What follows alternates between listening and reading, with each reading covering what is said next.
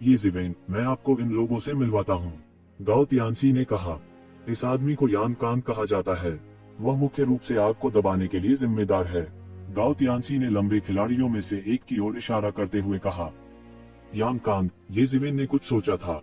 इस आदमी को भुआन बोरान कहा जाता है। वह एग्रो को खोजने और आकर्षित करने के लिए जिम्मेदार है।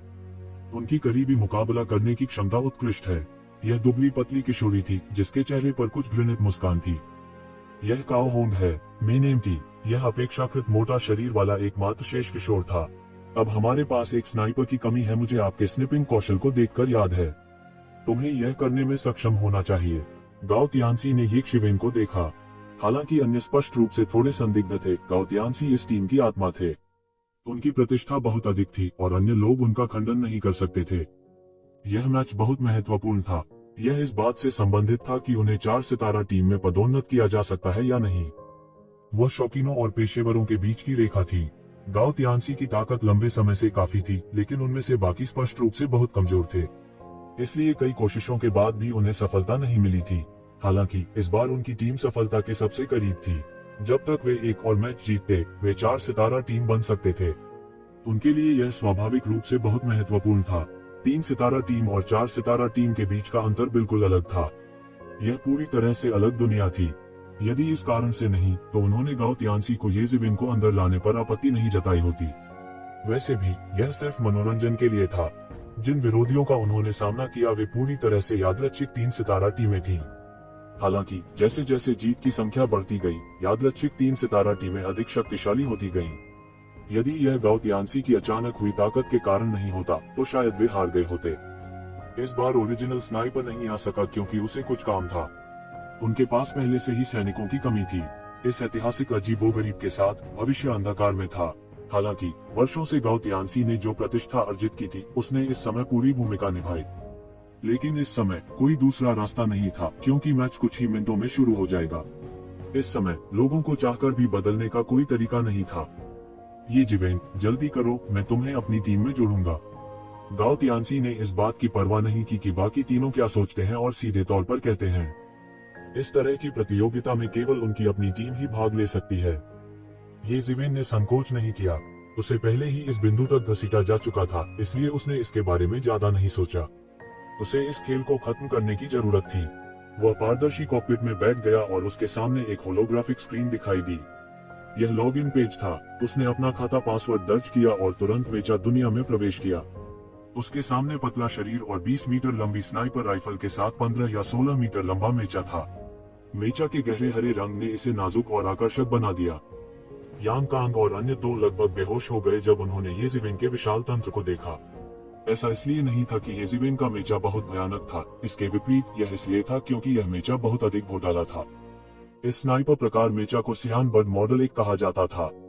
यह इस श्रृंखला के शुरुआती मॉडल से संबंधित था। जब यह पहली बार सामने आया तो यह बहुत लोकप्रिय हुआ।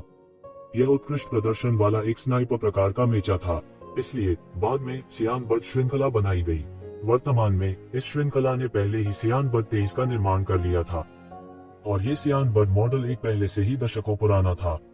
इसका एक शानदार नाम न्यू मोबाइल मेचा भी था। यह 3 प्रमुख मॉडलों से संबंधित था जिन्हें मेचा दुनिया में निःशुल्क प्रदान किया गया था। स्नाइपर सिस्टम के 3 बुनियादी मॉडलों में से यह स्नाइपर सिस्टम का मूल मॉडल था। मेचा की दुनिया में जब हर कोई पहली बार लॉग इन करता है तो वे इन बुनियादी मॉडलों का उपयोग करते हैं, जिनका उपयोग करना सबसे आसान होता है। हालांकि मेचा दुनिया में किसी युद्ध या कालकोठरी में हर जीत से उन्हें सोने के सिक्के मिलते थे। इन सोने के सिक्कों का इस्तेमाल विभिन्न तंत्रों के बदले में किया जा सकता था। परिणाम स्वरूप उन्हें सियान बर्ड मॉडल 1 देखे हुए काफी समय हो गया था। शौकिया खिलाड़ियों के लिए भी अभी भी 3 सितारे थे।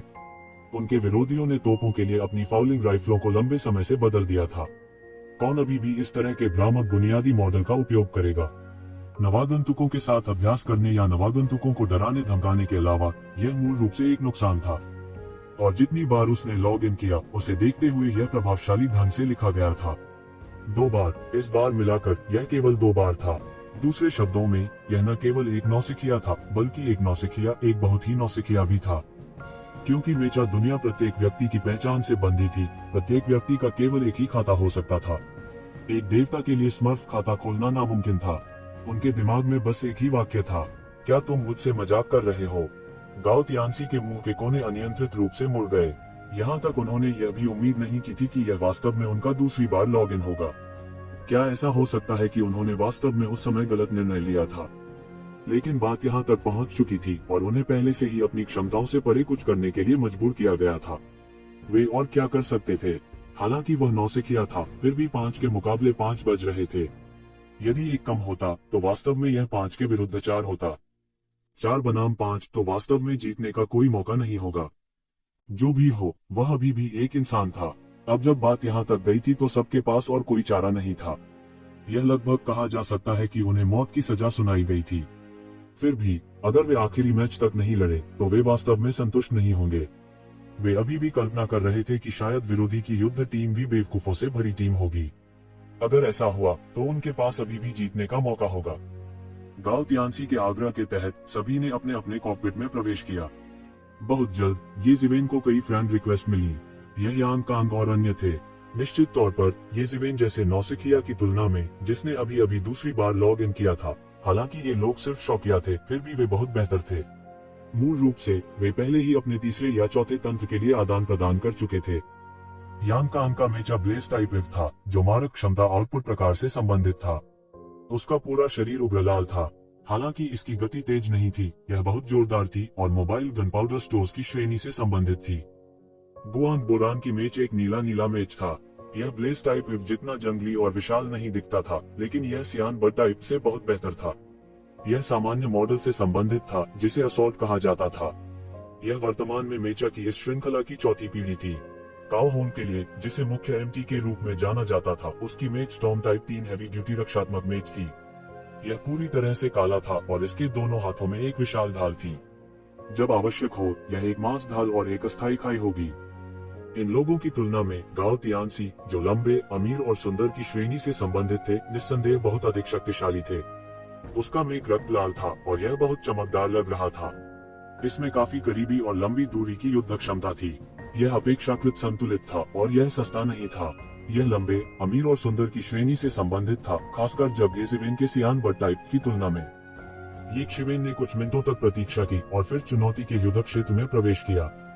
उसने एक सिम्युलेटेड ब्रह्मांड में प्रवेश किया और इस बार दोनों पक्षों के बीच चुनौती का युद्ध क्षेत्र इस नकली ब्रह्मांड में था।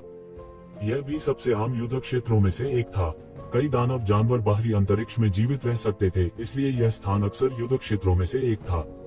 कई लोगों ने एक के बाद एक युद्ध के मैदान में प्रवेश किया और येजिवेन को स्वाभाविक रूप से पीछे भेजा गया, क्योंकि उसकी ताकत सभी की नजरों में सबसे कमजोर लग रही थी और सबसे महत्वपूर्ण बात, वह एक स्नाइपर था, इसलिए स्वाभाविक रूप से उसे सबसे सुरक्षित जगह में छिपना पड़ा।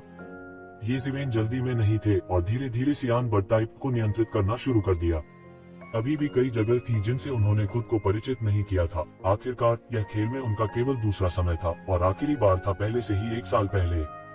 इस समय उनकी चुनौती ने भी बहुत ध्यान आकर्षित किया था। आखिरकार वे 4 सितारा स्तर पर आगे बढ़ने से केवल एक मैच दूर थे और यदि वे जीत गए तो वे आगे बढ़ने वाली स्कूल टीम के अलावा एकमात्र टीम बन जाएंगे। पेशेवर स्तर तक 8वीं हाई स्कूल में केवल मजबूत स्कूल टीम में पेशेवर स्तर तक आगे बढ़ने की क्षमता थी। अन्य टीमें मूल रूप से शौकीनों के बीच शौकिया थीं। अत्याचारी टाइगर बैटल टीम की अब लगातार 9 जीते हैं। मुझे आश्चर्य है कि वे किस तरह के विरोधियों का सामना करेंगे। किसी ने चिंता से पूछा। हाँ, ऐसा दबंग और शांत टीम का नाम बिल्कुल गाओ तियानसी की युद्ध टीम का नाम था और कहा जाता था कि उन्हें कई साल पहले एक फिल्म से प्रेरणा मिली थी। लेकिन उस सियान बर्ड टाइप के साथ क्या है? यह बहुत दबंग और शांत है। क्या तुम मुझसे मजाक कर रहे हो? यह सियान बर्ड टाइप में कहां से आया? कई लोगों की पहली प्रतिक्रिया इस पर विश्वास नहीं करने की थी, क्योंकि जो लोग अभी भी सियान बर्ड टाइप का उपयोग कर रहे थे वे मूल रूप से बदमाशों के बीच बदमाश थे और इस तरह के प्रचार मैच में बदमाश कैसे भाग ले सकते थे? क्या वास्तव में एक सियान बर्ड टाइप है? हर कोई थोड़ा हतप्रभ था, क्योंकि उन्होंने वास्तव में सियान बर्ड टाइप देखा था और कई लोगों के पारदर्शी कॉकपिट पर एक बोर्ड था जो हर किसी के मेचा को प्रदर्शित करता था, ताकि हर कोई इसे देख सके और शिक्षण की सुविधा के लिए भी। यह बदमाश कुछ ज्यादा ही है। क्या गाओ तियानसी वास्तव में अंधा है या क्या वह उसे बिल्कुल नहीं ढूंढ सकता है? किसी ने संदेह से कहा। 8वें हाई स्कूल में कुछ लंबे, अमीर और सुंदर लोगों में से एक के रूप में गाओ तियानसी स्वाभाविक रूप से सभी के ध्यान का केंद्र था और यह वास्तव में सुर्खियों की लड़ाई थी। इस बार गाओ तियानसी वास्तव में वर्षों से हंसों का शिकार कर रहा है और अब वह कल हंसों की आंखों में चोंच मारने वाला है। इस तरह के सियान बर्ड टाइप को ऊपर जाने देना वास्तव में पागल है। क्या वह वास्तव में सोचता है कि उसके साथ 5 सितारा ताकत वह दुनिया को झाड़ सकता है?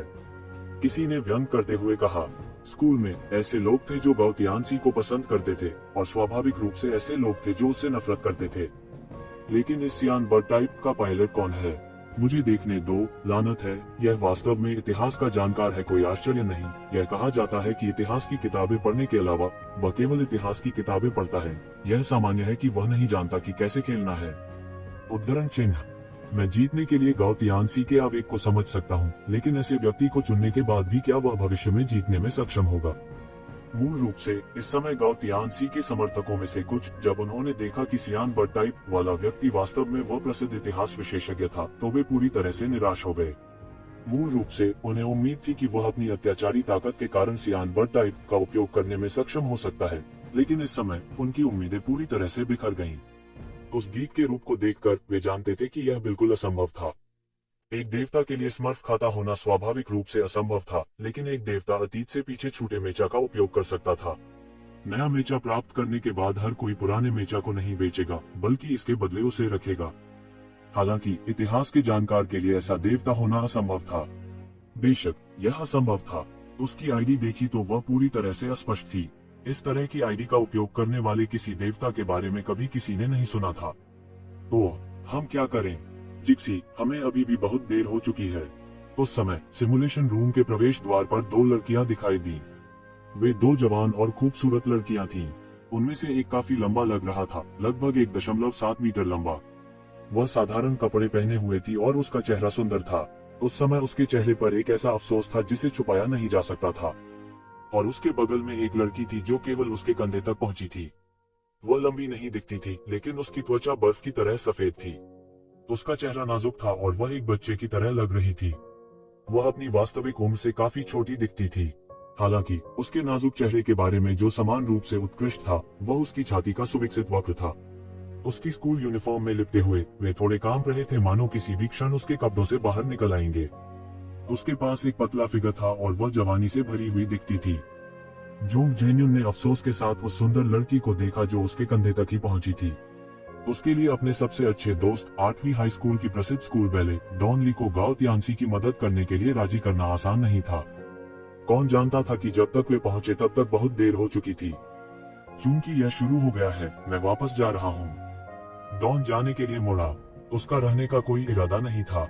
उसने गाउतियानसी की मदद करने की योजना बनाई थी क्योंकि वह अपने सबसे अच्छे दोस्त के लगातार तंग करने को बर्दाश्त नहीं कर सकती थी। लेकिन चूंकि वह समय पर नहीं पहुंच सकी, इससे कोई फर्क नहीं पड़ा। सिक्सी, यह पहले ही शुरू हो चुका है। चलो एक नजर डालते हैं। काम पूरा होने के बाद हम वापस चलेंगे। जोंग जेन्युन ने डॉन को पीछे खींच लिया। जैसे ही वह हिली, डॉन की छाती थोड़ी सी कांपने लगी। उसने एक एक करके जोंग जेन्युन की उंगलियों को अपने हाथ से छुड़ाया और कहा, यूनियन, तुम्हें मुझे जानना चाहिए। मुझे इस तरह के निम्न स्तर की शौकिया प्रतियोगिता में कोई दिलचस्पी नहीं है। जिक्सी, मैं तुम्हें उसके बारे में बात करने की इजाजत नहीं दूंगी। वह एक 5 सितारा खिलाड़ी और एक पेशेवर खिलाड़ी है। यहाँ तक एक साधारण क्लब में भी वह एक मुख्य खिलाड़ी है। जोंग जेन्युन ने सही कहा। तो क्या हुआ? इसके अलावा भले ही उसके कौशल आंख को भाते हो, उसके साथी बहुत पीछे हैं। वह पहले से ही भाग्यशाली है कि वह 9वें मैच में जगह बनाने में सक्षम है। ऐसा मैच देखने लायक नहीं है जो भाग्य पर निर्भर करता हो। डॉन जोंग जेन्युन की गरिमापूर्ण अभिव्यक्ति के आगे नहीं झुकी। उसने केवल जोंग जेन्युन पर अपनी आंखें घुमाई। वह अच्छी तरह से जानती थी कि उसकी रूममेट और सबसे अच्छी दोस्त गाउतियानसी की उत्कट और वफादार प्रशंसक थी। गाउतियानसी सुंदर थे और उनके पास साहित्य और मार्शल आर्ट दोनों में उत्कृष्ट ग्रेड थे। सबसे महत्वपूर्ण बात यह है कि उनकी पारिवारिक पृष्ठभूमि बहुत अच्छी थी। उनके खुशमिजाज व्यक्तित्व से कई लड़कियां उनकी ओर आकर्षित होती थीं। यहाँ तक उसकी सबसे अच्छी सहेली, जो कई लड़कों के दिलों में देवी भी थी, को भी बहुत समय पहले प्यार हो गया था। हालांकि उसे गर्व करने का अधिकार भी था। वह, जो गाउतियानसी के रूप में उसी वर्ष थी, पहले से ही स्कूल की मेचा सोसाइटी की उपाध्यक्ष थी। इसके अलावा उसके पास 6 स्टार की लड़ाकू शक्ति थी, जिसने उसे पेशेवर रैंकों में सर्वश्रेष्ठ में से एक बना दिया। यह ग्रीन बर्ड टाइप एक किसका है? यह वास्तव में वह ऐतिहासिक गीक है। कई लोगों के चर्चे उनके कानों में पड़े। इसने उन दोनों को हैरान कर दिया। गाउतियानसी, जो हमेशा ध्यान का केंद्र रहा था, इस बार आकर्षण का केंद्र नहीं था। ग्रीन बर्ड टाइप 1 वास्तव में कोई था जो प्रतिस्पर्धा करने के लिए ग्रीन बर्ड टाइप 1 का उपयोग कर रहा था। ऐसा व्यक्ति या तो नौसिखिया होता है या पूर्ण विशेषज्ञ होता है। वो जो छोड़ने की योजना बना रहा था अचानक दिलचस्पी लेने लगा। उसने अपनी प्यारी मुस्कुराती आंखों को तिरछी नजर से देखा और एक लोली का चेहरा प्रकट किया जो अनगिनत ओटाकस लाल बना सकता था। उसने कहा, अगर ऐसा है तो मैं जाकर देखती हूँ। दोनों अंदर घुस गए। जब लड़कों ने देखा कि दोनों देवियां आ गई हैं, तो उन्होंने उनके लिए रास्ता बनाया। हालांकि कुछ ऐसे भी थे जो ईर्ष्या महसूस करते थे। सुंदर होना अच्छा था, मेचा बजाते समय भी देवी देवता थे जो देखने आते थे। उनके दृष्टिकोण से दो देवियां स्वाभाविक रूप से यहाँ स्कूल हंग गाओ त्यांसी को देखने के लिए थी। कम से कम जोंग जेन्युन ऐसा ही था। देवी जोंग लंबे समय से गाओ त्यांसी की जीन्स के दीवाने थे। यह अब कोई रहस्य नहीं था। हालांकि कई लड़कों को आराम देने के लिए जो पर्याप्त था वह यह था कि देवी जोंग के पास केवल एक तरफा प्यार था। गाओ त्यांसी ने कभी भी उसके प्रति अपनी स्वीकृति व्यक्त नहीं की थी। हालांकि इससे कई लोगों को खुद को दिलासा देते हुए गुस्सा भी आया। ऐसा क्यों था कि वे उसके करीब नहीं आ सके, फिर भी गाओ त्यांसी ने उसे अस्वीकार कर दिया था। तो क्या हुआ अगर वह अमीर था? तो क्या हुआ अगर वह सुंदर था? इसलिए बड़ी संख्या में जोंग जेन्युन के प्रशंसक राहगीरों से विरोधी प्रशंसकों में बदल गए। हालांकि डॉन स्वाभाविक रूप से उतना उबा हुआ नहीं था। उसके दृष्टिकोण से डिसेप्टिकॉन युद्ध टीम में केवल गाओ त्यांसी का मानक संतोषजनक था। दूसरों ने उसकी दृष्टि में प्रवेश भी नहीं किया। उसकी निगाहें केवल ये शिवेन पर टिकी थी। यह धोखेबाज जिसने एडवांसमेंट मैच में ग्रीन बर्ड टाइप 1 जैसे एंटीक मेचा का उपयोग करने का साहस किया, वह भी एक विशेषज्ञ हो सकता है। हालांकि वे जल्दी ही निराश हो गए। थोड़ी देर देखने के बाद ये शिवेन का प्रदर्शन कुछ भद्दा था। यह स्पष्ट था कि वह कई पहलुओं से अपरिचित था। वह सिर्फ एक बदमाश नहीं था, बल्कि एक बदमाश था जिसने अभी अभी खेलना शुरू किया था। यहाँ तक एक आम आदमी भी बता सकता था कि एक शिवेन को केवल एक आम आदमी माना जाता था। उसके हाथ की गति तेज नहीं थी और ग्रीन बर्ड टाइप 1 उसके नियंत्रण में टेढ़ा दिखाई दिया। स्वाभाविक रूप से ये जिवेन को नहीं पता था कि कितने लोग उसे देख रहे थे। वह केवल अपने नियंत्रणों से परिचित होने पर केंद्रित था। यहाँ तक मैच की शुरुआत ने भी उनका ध्यान आकर्षित नहीं किया। मूल रूप से गाओ त्यांसी और अन्य लोगों को उम्मीद थी कि ये शिवेन उन्हें कुछ सहायता दे सकती है। आखिरकार सुपर लॉन्ग रेंज स्नाइपर होना कुछ नहीं से बेहतर था। किसने सोचा होगा कि ये जिवेन केवल कुछ बुनियादी हरकतें ही सीखेगी। उनका उनकी मदद करने का कोई इरादा नहीं था। यहाँ तक गाओ त्यांसी ने भी हार मान ली थी। हो सकता है कि उसने तब गलती की हो। ऐसा लगता है कि यह नियति थी कि डिसेप्टिकॉन टाइगर बैटल टीम एक पेशेवर बैटल टीम बनने में असमर्थ थी। जहाँ तक जिवेन की बात है, तो उन्होंने ही उसे जबरदस्ती अंदर खींच लिया था, इसलिए ये जिवेन को दोष देना उचित नहीं था। हालांकि अन्य उतने अच्छे स्वभाव वाले नहीं थे। धिक्कार है, धोखेबाज, क्या तुम मंदबुद्धि हो? हटो। यहाँ तक अगर आप हमारा समर्थन नहीं करना चाहते हैं, तो आप भाग क्यों नहीं जाते? क्या आप वहाँ खड़े रहना चाहते हैं और एक लक्ष्य बनना चाहते हैं? यदि आप नहीं कर सकते हैं, तो दफा हो जाओ। इन श्रापों के सामने ये जिवेन जरा भी विचलित नहीं हुई। उसने धीरे धीरे खुद को जानना शुरू किया। पिछली बार जब उसने लॉग इन किया था, तो वह बस इधर उधर खेल रहा था। मौके पर ही उन्होंने स्नाइपर राइफल की रेंज का परीक्षण किया था। यह वह समय था जब गाओ त्यांसी ने उन्हें उत्तेजित किया था। दूसरी तरफ उस आदमी के साथ क्या हो रहा है? ग्रीन बर्ड टाइप 1 FCK, जिसने मुझे मौत से डरा दिया। मैंने सोचा कि यह कोई भगवान है, लेकिन यह एक धोखेबाज निकला। उसकी हरकतों को देखो, यह थोड़ी सख्त है। यह स्पष्ट है कि वह एक नौसिखिया है। हे, तुम्हारा सिर मेरा है। दूर ब्रह्मांड में एक उल्कापिंड के पीछे एक आकृति दिखाई दी। उसने अपने हाथ में एक विशाल स्नाइपर राइफल पकड़ी हुई थी। उसकी आंखें दूर के हरे पक्षी टाइप 1 को देख रही थीं। कॉकपिट में एक दुबले पतले युवक ने व्यंग्य किया। जब ग्रीन बर्ड टाइप 1 पहली बार सामने आया था, तो इसने अपनी तरफ के लोगों को लगभग डरा दिया था। वे 8वें हाई स्कूल की बारीकियों को जानते थे, इसलिए उन्हें नहीं लगता था कि ये जिवेन कोई देवता है। वे जो नहीं जानते थे वह यह था कि उनकी राय में गाओ त्यांसी को इतनी महत्वपूर्ण प्रचार प्रतियोगिता में भाग लेने के लिए कोई धोखेबाज नहीं मिल सकता था। डिसेप्टिकॉन टाइगर बैटल टीम की तरह उन्होंने भी लगातार 9 मैच जीते थे।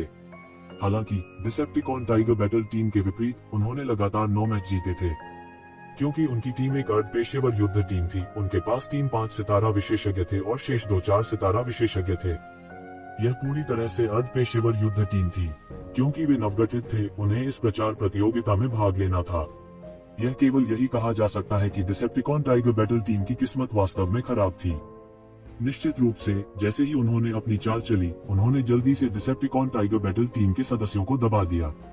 उन्हें इस हद तक दबा दिया गया था कि वे अपना सिर भी नहीं उठा सकते थे।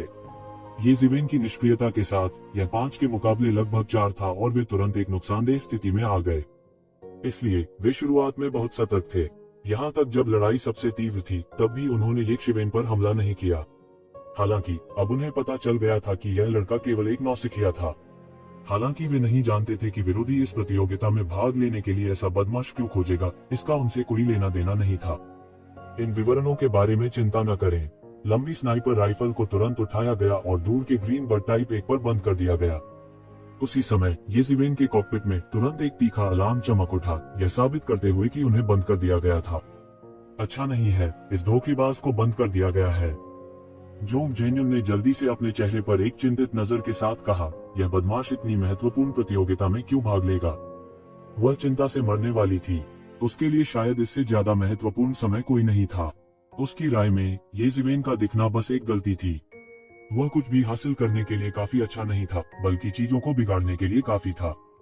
अगर इस तरह के एक बेवकूफ और अति आत्मविश्वासी धोखेबाज के कारण गाओतियानसी प्रतियोगिता हार जाती है, तो वो निश्चित रूप से ये जिवेन को जाने नहीं देगी। शुआ, दूर से एक लेजर किरण ने पूरे युद्ध के मैदान को पार किया और सीधे एक शिवेन की ओर चली गई। अच्छा नहीं, वो बदमाश यान कांग और अन्य लोग दहाड़ने से खुद को रोक नहीं सके। हालांकि वे ये जिवेन के व्यवहार से बहुत नाखुश थे, लेकिन वे फिर भी समझते थे कि एक और व्यक्ति ताकत का एक और हिस्सा है। सार्वजनिक चैनल पर विरोधी की वहशी हंसी दिखाई दी। मुझे यह सिर चाहिए। इस समय प्रतियोगिता शुरू होने में लगभग 3 मिनट ही बीते थे। केवल 3 मिनट बीत चुके थे और उनमें से एक का पहले ही ध्यान रखा जा चुका था। कोई कल्पना कर सकता है कि आगे की लड़ाई लड़ना और भी कठिन होगा। प्रत्याशित विस्फोट नहीं आया। यह शॉट वास्तव में चूक गया और ब्लू बर्ड टाइप 1 की तरफ से टकराया। हर कोई हक्का बक्का रह गया। क्या हो रहा था? दूसरी तरफ के लोग अंधे होंगे। वे चलते हुए लक्ष्य को भी नहीं मार सकते थे। किसी ने इस वाक्य को उगल दिया जो हर कोई सोच रहा था। ऐसा लग रहा था कि ये जिवेन की हरकतें वास्तव में एक घोटाला थी। उनकी नजरों में ये जिवेन की हरकतें बस धीमी और अनाड़ी थीं। कोई बदमाश कितना भी कमजोर क्यों न हो, वह भी ऐसा ही होगा। किसने सोचा होगा कि वह वास्तव में एक शॉट चूक जाएगा? यह बस एक घोटाला था। दूसरी तरफ का स्नाइपर काफी कुशल लग रहा था। टाइनिकल स्काई टाइगर टीम को भड़काने के लिए बस कुछ शॉट ही काफी थे। यहाँ तक कि गाओतियानसी भी कोई अपवाद नहीं था। कम से कम 3 विरोधी थे जो उसके समान स्तर के थे। अन्य 2 उनकी टीम के कुछ सदस्यों को दबाने के लिए पर्याप्त थे। यहाँ तक जोंग जेन्युन, जिसे उस पर सबसे ज्यादा भरोसा था, वह बता सकता था कि वह इस समय के लिए किया गया था। ऐसा इसलिए था क्योंकि उन्होंने ऐसी असामान्य टीम का सामना किया था। वे लगभग पेशेवर स्तर पर थे और टायरानिकल स्काई टाइगर टीम में केवल एक ही था जो उनकी तुलना गाओतियानसी से कर सकता था। दोनों पक्ष समान स्तर पर भी नहीं थे। वे कैसे खेल सकते थे? यह बिल्कुल अलग मामला था। यह बस धमकाना था। इस बार भीड़ के दृष्टिकोण से अब कोई सस्पेंस नहीं था। हालांकि एक शिवन काफी अच्छा नहीं था, यह उसकी गलती नहीं थी। यदि यह मूल स्नाइपर होता तो शायद वह इससे बेहतर प्रदर्शन नहीं कर पाता। दोनों पक्षों के बीच स्तर का अंतर बहुत अधिक था। लेकिन अभी क्या हुआ? क्या वह चूक गया? पेशेवर स्तर का खिलाड़ी भी चूक सकता है। यह एक घोटाला था। बदमाश के सिर में गोली लगने का दृश्य वैसा नहीं हुआ जैसा सभी ने सोचा था। यह कैसे संभव हुआ? सबके मन में बस यही एक शब्द आया। उनके लिए यह बहुत ही अकल्पनीय था। यह एक चमत्कार था। नहीं, यह भाग्य नहीं है। महत्वपूर्ण क्षण में धोखेबाज ने इसे चकमा दिया। डॉन की खूबसूरत मुस्कुराती आंखों में एक चमक उठी। आखिरकार उसे कुछ ऐसा मिला जिसने प्रतियोगिता में उसकी रुचि को बढ़ा दिया, जिससे वह इतनी उब गई थी कि वह सो जाने वाली थी। न केवल उसकी मेचा स्किल्स 6 स्टार्स तक पहुंच गई थी, बल्कि उसकी मार्शल आर्ट स्किल्स भी खराब नहीं थी। वह लंबे समय से जन्मजात दायरे में आ चुकी थी और उसकी गतिशील दृष्टि अत्यंत उच्च स्तर पर पहुंच गई थी। अभी अभी उसने स्पष्ट रूप से देखा कि बदमाश बाल चौड़ाई से हमले को चकमा दे चुका था। यह ज्ञात होना चाहिए कि मेचा मनुष्य नहीं थे। उनकी सजगता कितनी भी तेज क्यों न हो, फिर भी उनके लिए इन बीम हथियारों के हमलों से बचना बहुत मुश्किल होगा। केवल कुछ हद तक भविष्यवाणी संभव होगी। उन्हें पहले से ही चकमा देने में सक्षम होने के लिए प्रतिद्वंद्वी के हमलों के प्रक्षेपवक्र की भविष्यवाणी करनी होगी। हालांकि कुछ लोग थे जो अपनी सुपर फास्ट हैंड स्पीड पर भरोसा करके इस स्तर तक पहुंच सकते थे। उसने नहीं सोचा था कि इस बदमाश के पास इतनी भयानक हैंड स्पीड हो सकती है। बेशक यह एक संयोग भी हो सकता है, लेकिन वह तथाकथित संयोगों में विश्वास करने वाली व्यक्ति नहीं थी। हालांकि इस नौसिखिए की हरकतों में जंग लग गई थी, लेकिन उसकी भविष्यवाणी ने उसकी आंखों की रोशनी बढ़ा दी। उसके हाथ की कोई असाधारण गति नहीं थी, लेकिन वह अपनी असाधारण भविष्यवाणी से प्रतिद्वंद्वी के पेशेवर स्नाइपर को चकमा देने में सक्षम था। उनकी भविष्यवाणी प्रतिभा काफी प्रभावशाली थी। दूसरी तरफ स्निपर गूंगा था। यह कैसे संभव है? मैं कैसे असफल हो सकता हूँ? उसकी आंखों में एक तेज चमक उठी। बदमाश धोखेबाज, तुम वही खड़े होकर मार क्यों नहीं खाते? तुम क्यों हिल रहे हो? मैं तुम्हें एक शॉट से खत्म कर दूंगा। उसके नियंत्रण में मेचा ने एक बार फिर अपना भला उठाया और तुरंत एक शिवेन पर ताला लगा दिया। फिर इसने एक गोली चलाई। जीयू प्रकाश की एक और विशाल किरण पूरे युद्ध के मैदान में फैल गई और सीधे एक शिवेन की ओर बढ़ गई। हालांकि इस बार यह फिर से एक शिवेन को नहीं लगी। इसने उसे पीछे से गोली मार दी और गुओक्वा को फिर से मारा।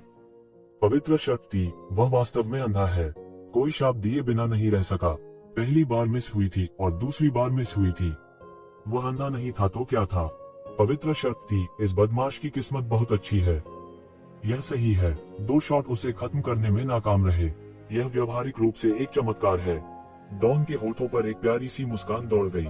वह और भी निश्चित थी कि उसने गलत अनुमान नहीं लगाया था। यह वास्तव में एक भविष्यवाणी थी, न कि तथाकथित भाग्य। पवित्र शक्ति, इस ऐतिहासिक गीत की किस्मत बहुत अच्छी है। यान कांग और कंपनी ईर्ष्या और जलन महसूस किए बिना नहीं रह सकी। वे युद्ध के मैदान में एक गतिरोध में बंद थे, लेकिन ये ज़िवेन, जो सबसे पीछे थी, के लिए यह आसान था। हालांकि केवल एक चीज जो आनंदित हो सकती थी वह यह थी कि प्रतिद्वंद्वी के स्नाइपर को ये ज़िवेन द्वारा वापस पकड़ लिया गया था। इसलिए वह उन्हें परेशान नहीं कर सकता था, इसलिए अचानक गोली लगने की चिंता करने की कोई जरूरत नहीं थी। लानत है, क्या चल रहा है? विरोधी का स्निपर पागल हो रहा था। मरो मरो। वाह वाह वाह। लंबी दूरी के स्नाइपर की बीम राइफल ने लगातार एक शिवेन पर निशाना साधा, लेकिन हर गोली चूक गई। यह ये ज़िवेन के पास से उड़ गया, जैसे कि सियान पक्षी। मेरे पास कुछ उपकरण थे जो प्रकाश को विकृत करते थे। हालांकि प्रतिद्वंद्वी की लंबी दूरी के स्नाइपर ने उसकी स्थिति को पूरी तरह से उजागर कर दिया था। गाओ तियानसी तुरंत उसे खत्म करने के लिए आगे बढ़े, लेकिन उन्हें बाकी विशेषज्ञों ने रोक दिया। भले ही प्रतिद्वंद्वी के स्नाइपर ने अपनी स्थिति को उजागर कर दिया था, फिर भी वह उनका कुछ नहीं कर सका। शक्ति में अंतर बहुत अधिक था। हालांकि उस समय हर कोई बता सकता था कि प्रतिद्वंद्वी के स्नाइपर की बार बार असफलता एक चूक की तरह सरल नहीं थी। एक बार चूकना था, लेकिन 10 बार चूकना अब चूकना नहीं था। प्रतिद्वंद्वी का स्नाइपर किसी भी तरह से कमजोर नहीं था और निश्चित रूप से पेशेवर स्तर पर भी था। फिर भी वह सियान बर्ड टाइप एक जैसी प्राचीन यंत्र के लिए कुछ नहीं कर सका। इसे निश्चित रूप से सौभाग्य नहीं कहा जा सकता। इतना ही कहा जा सकता है कि इस नौसिखिए में निश्चित रूप से कुछ ऐसी क्षमता थी जिसके बारे में दूसरों को पता नहीं था। दूरदर्शिता, यह दूरदर्शिता थी। ऐसा लग रहा था कि सियान पक्षी की चाल बहुत फुर्तीली नहीं थी। यह स्पष्ट था कि उसके हाथ की गति औसत थी, इसलिए बार बार चकमा देने में सक्षम होने के लिए यह दूरदर्शिता होनी चाहिए जिसने भूमिका निभाई हो। तथाकथित दूरदर्शिता भी एक अद्भुत छठी इंद्री थी। आमतौर पर जीवन और मृत्यु की स्थितियों और अनगिनत खूनी लड़ाइयों का अनुभव करने वाले दिग्गजों में ही इस तरह की क्षमता हो सकती है। हालांकि छठी इंद्रिय जैसी चीज हर बार बहुत सटीक नहीं हो सकती। यदि यह जारी रहा, जल्दी या बाद में एक समय आएगा जब वह चूक जाएगा, और जब वह समय आएगा तो उसके सिर में गोली मार दी जाएगी। सियान बर्ड स्वयं उस प्रकार का मेच नहीं था जिसकी मोटी त्वचा और मोटा मांस था। इसके अलावा यह दशकों पहले से एक प्राचीन मेच था। प्रतिद्वंद्वी के पेशेवर तंत्र का सामना करना लगभग एक शॉट की बात थी। हालांकि गाओ तियानसी और अन्य लोगों के लिए इस बार उन्होंने अंततः पुष्टि की कि कम से कम यह बदमाश पूरी तरह से बेकार नहीं था। वह अभी भी प्रतिद्वंद्वी के स्नाइपर को रोकने में सक्षम था, प्रतिद्वंद्वी के स्नाइपर को अपना हाथ खींचने से रोक रहा था। यह भी एक बड़ी कला मानी जाती थी। हालांकि लड़ाई की स्थिति अभी भी बदतर हो गई। प्रतिद्वंद्वी के स्निपर स्निपिंग के बिना भी दोनों पक्षों के बीच का अंतर अभी भी बहुत बड़ा था। सबसे पहले मारा जाने वाला गुआंग बोरान था। प्रतिद्वंद्वी ने एक उद्घाटन पर कब्जा कर लिया और मौके पर ही उसका सिर काट दिया। इस समय मैच शुरू हुए सिर्फ 5 मिनट ही हुए थे। गुआंग बोरान के साथ एक उद्घाटन को जब्त कर लिया और मार डाला। पूरे नाजुक संतुलन को जल्दी से तोड़ दिया गया। यान कांग को प्रतिद्वंद्वी के बीम कृपाण द्वारा सीधे मार दिया गया था और शेष काओ होन को भी अंधाधुंध बमबारी से मार दिया गया था। हालांकि उनकी मेच में मोटी चमड़ी और मोटा मांस था, लेकिन यह कई लोगों की घेराबंदी का सामना नहीं कर सका। अब टेक्निकल टाइगर टीम के पास केवल गाओ तियानसी और ये ज़िवेन ही बचे थे। कई उस्तादों के हमलों के तहत गाओ तियानसी ने पकड़ बनाने के लिए संघर्ष किया, जबकि ये ज़िवेन अभी भी लगातार चकमा देने के लिए अपनी अद्भुत दूरदर्शिता पर भरोसा कर रही थी। हालांकि सभी की नजर में असफलता केवल समय की बात थी। हालांकि कुछ लोग गाओ तियानसी को पसंद नहीं करते थे। इस समय गाओ तियानसी भी 8वें हाई स्कूल की शान का प्रतिनिधित्व कर रहे थे। यदि वे सफल हो जाते हैं तो स्कूल टीम के पेशेवर स्तर पर पदोन्नत होने के बाद टेक्निकल टाइगर टीम एकमात्र टीम बन सकती है। भले ही भविष्य में उनका पतन हो सकता है, उनके लिए अभी जो सम्मान था वह काफी था। हालांकि यह स्पष्ट था कि यह एक अगम्य सपना बन गया था। एफसी के यान कांग ने अपने बगल में पारदर्शी कॉकपिट को बुरी तरह से लात मारी। इस बार वह वास्तव में कुछ नहीं कह सका। यदि आप येज़िवेन को दोष देना चाहते हैं तो कम से कम उसने, एक बदमाश ने, विरोधी के स्नाइपर को भी रोक दिया। एक के बदले एक का आदान प्रदान पहले से ही एक बड़ा लाभ माना जाता था, लेकिन वास्तविक समस्या यह थी कि उनकी ताकत में अंतर बहुत दूर था। यह लड़ाई का दोष नहीं था, इस तरह की ताकत के अंतर ने उन्हें उदास कर दिया। जाहिर है मेचा में ज्यादा अंतर नहीं था, लेकिन पायलट की ताकत बहुत दूर थी। जाहिर है उनकी प्रतिक्रिया की गति बरकरार नहीं रह सकी। यदि वह पेशेवर स्तर में प्रवेश करना चाहता है तो उसे कम से कम ज्यामितीय दायरे में होना होगा, अन्यथा उसके शरीर की प्रतिक्रिया की गति इतनी तेज नहीं होगी और वह पेशेवर स्तर पर प्रवेश नहीं कर पाएगा। 3 सितारा स्तर में फंसने का एक बड़ा कारण यह था कि उनके पास केवल चोटी के हाउतन क्षेत्र की खेती थी। फिर भी 8वीं हाई स्कूल में वे पहले से ही उत्कृष्ट माने जाते थे, अन्यथा गाओ तियानसी उन्हें नहीं पाते। काओ हुन ने येज़िवेन पर नजर डाली, जो अभी भी पारदर्शी कॉकपिट में था, और अपने आप को मुस्कुराए बिना नहीं रह सका। उसने सोचा कि बदमाश अविश्वसनीय था, लेकिन अंत में वे पहले हार गए। और येज़िवेन, जो पारदर्शी कॉकपिट में थी, शांत रही। यह ऐसा था जैसे उसे कुछ भी हिला नहीं सकता था। केवल एक ही व्यक्ति अपने कार्यों पर लगातार ध्यान दे रहा था। अन्य लोग गाओ तियानसी की लड़ाई देख रहे थे, जो और भी तीव्र थी। वह डॉन ली था। उसने स्पष्ट रूप से देखा कि एक शिवेन की हरकतें धीरे धीरे और अधिक कुशल होती जा रही थीं। इसके अलावा वह खुद को सियान पक्षी के साथ खतरनाक गति से परिचित कर रहा था। यह ज्ञात होना चाहिए था कि लड़ाई कुछ मिनट पहले ही शुरू हुई थी, लेकिन वह पहले से ही सियान पक्षी को संख्या में नियंत्रित करने में सक्षम था। वह वास्तव में एक प्रतिभाशाली व्यक्ति थे। अगर उसने इसे अपनी आंखों से नहीं देखा होता तो उसे निश्चित रूप से इस पर विश्वास नहीं होता। यह भविष्यवाणी करने और सीखने की अद्भुत क्षमता थी। उसने निष्कर्ष निकाला कि इस सरल ऐतिहासिक गीत को मेचा पायलटिंग में एक अनूठा लाभ था। अनुभव संचित किया जा सकता था, लेकिन यदि किसी के हाथ की गति काफी तेज नहीं थी तो उन्हें प्रशिक्षित किया जा सकता था। हालांकि प्रतिभा जन्मजात थी। कुछ लोग जीनियस पैदा होते हैं, जबकि अन्य औसत दर्जे के पैदा होते हैं। वहाँ कोई अन्य रास्ता नहीं था। वह सोच रही थी कि क्या वह उसे मेचा सोसाइटी में भर्ती कर सकती है। हालांकि यह थोड़ी देर हो चुकी थी, क्योंकि वह पहले से ही अपने हाई स्कूल के तीसरे वर्ष में था। फिर भी वह अपनी लड़ाकू ताकत को फिर से भरने में सक्षम होगा। अस्वीकृति के बारे में उसने इसके बारे में सोचा भी नहीं था। स्कूल में कई ऐसे लोग थे जो मेचा सोसाइटी से जुड़ना चाहते थे, लेकिन उनके पास साधन नहीं थे। और इस समय येज़िवेन ने आखिरकार सियान पक्षी के साथ खुद को परिचित करना पूरा कर लिया था।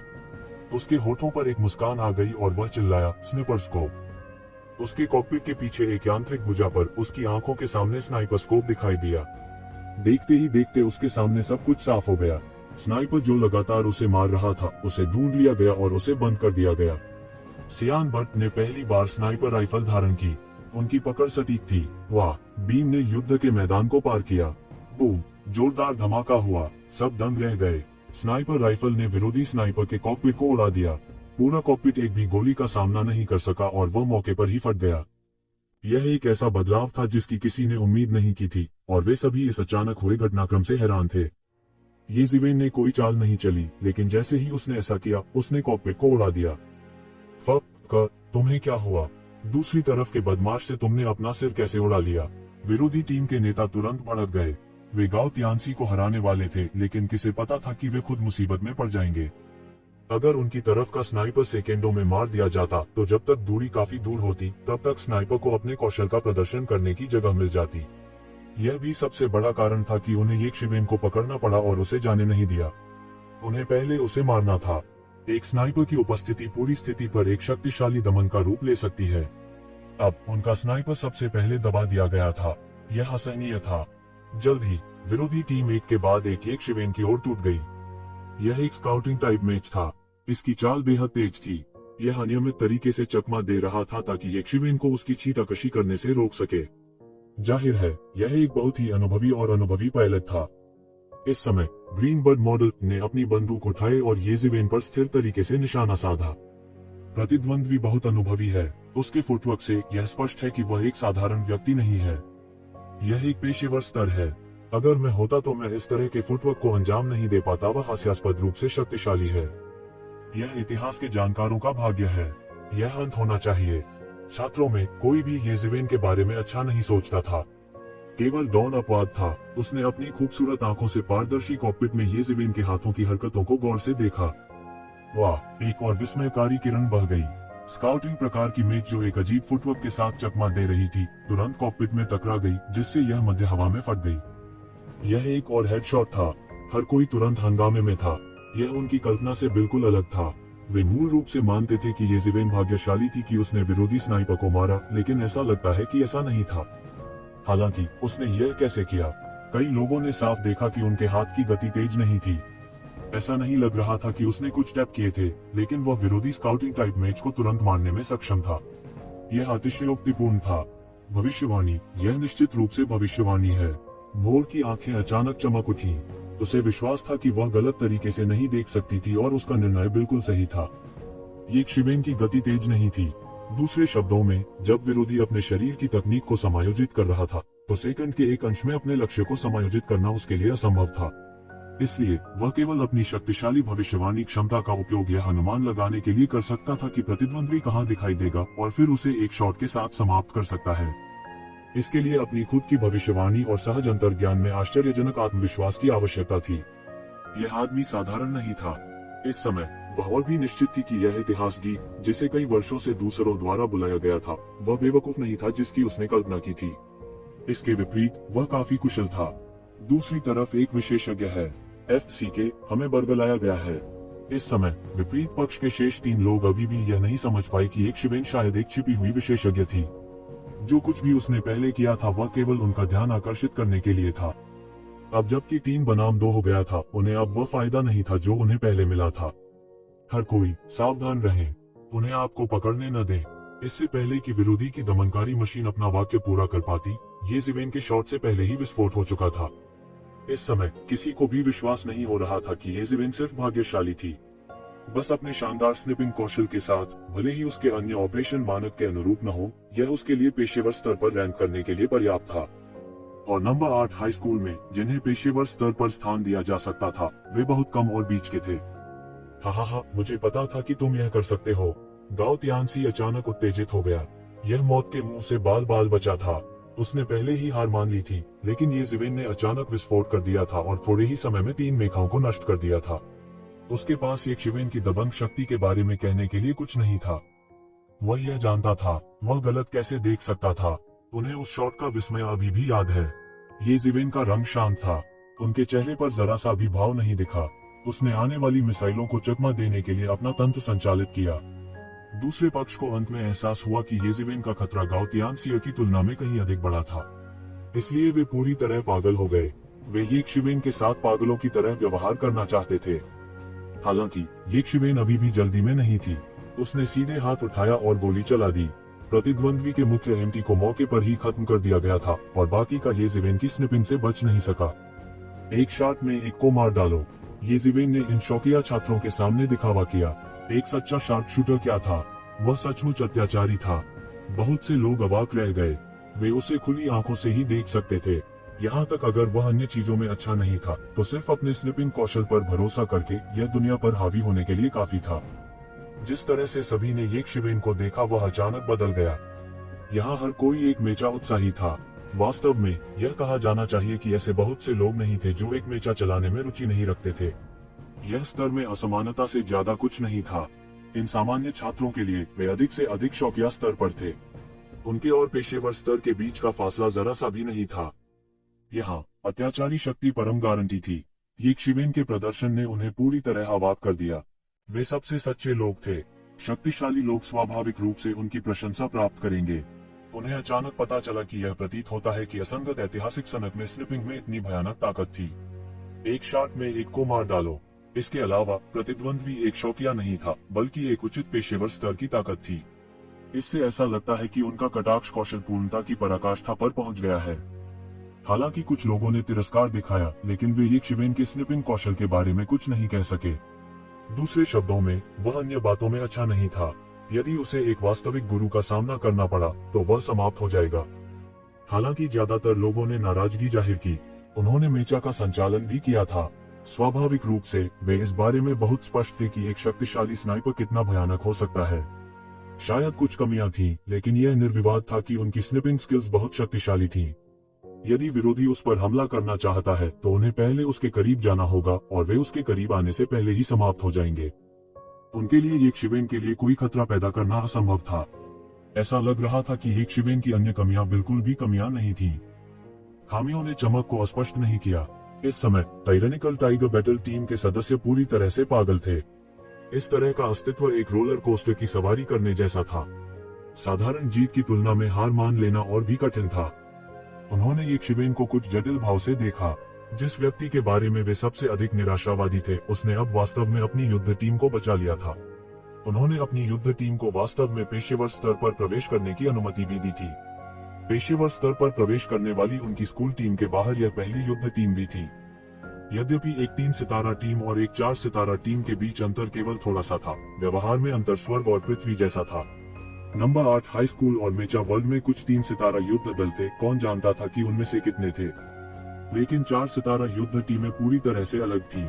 नंबर 8 हाई स्कूल में केवल स्कूल मेचा सोसाइटी के पास 4 सितारा युद्ध दल थे। इसके अलावा वे प्रायोजकों और विज्ञापनों के माध्यम से पैसा कमा सकते थे।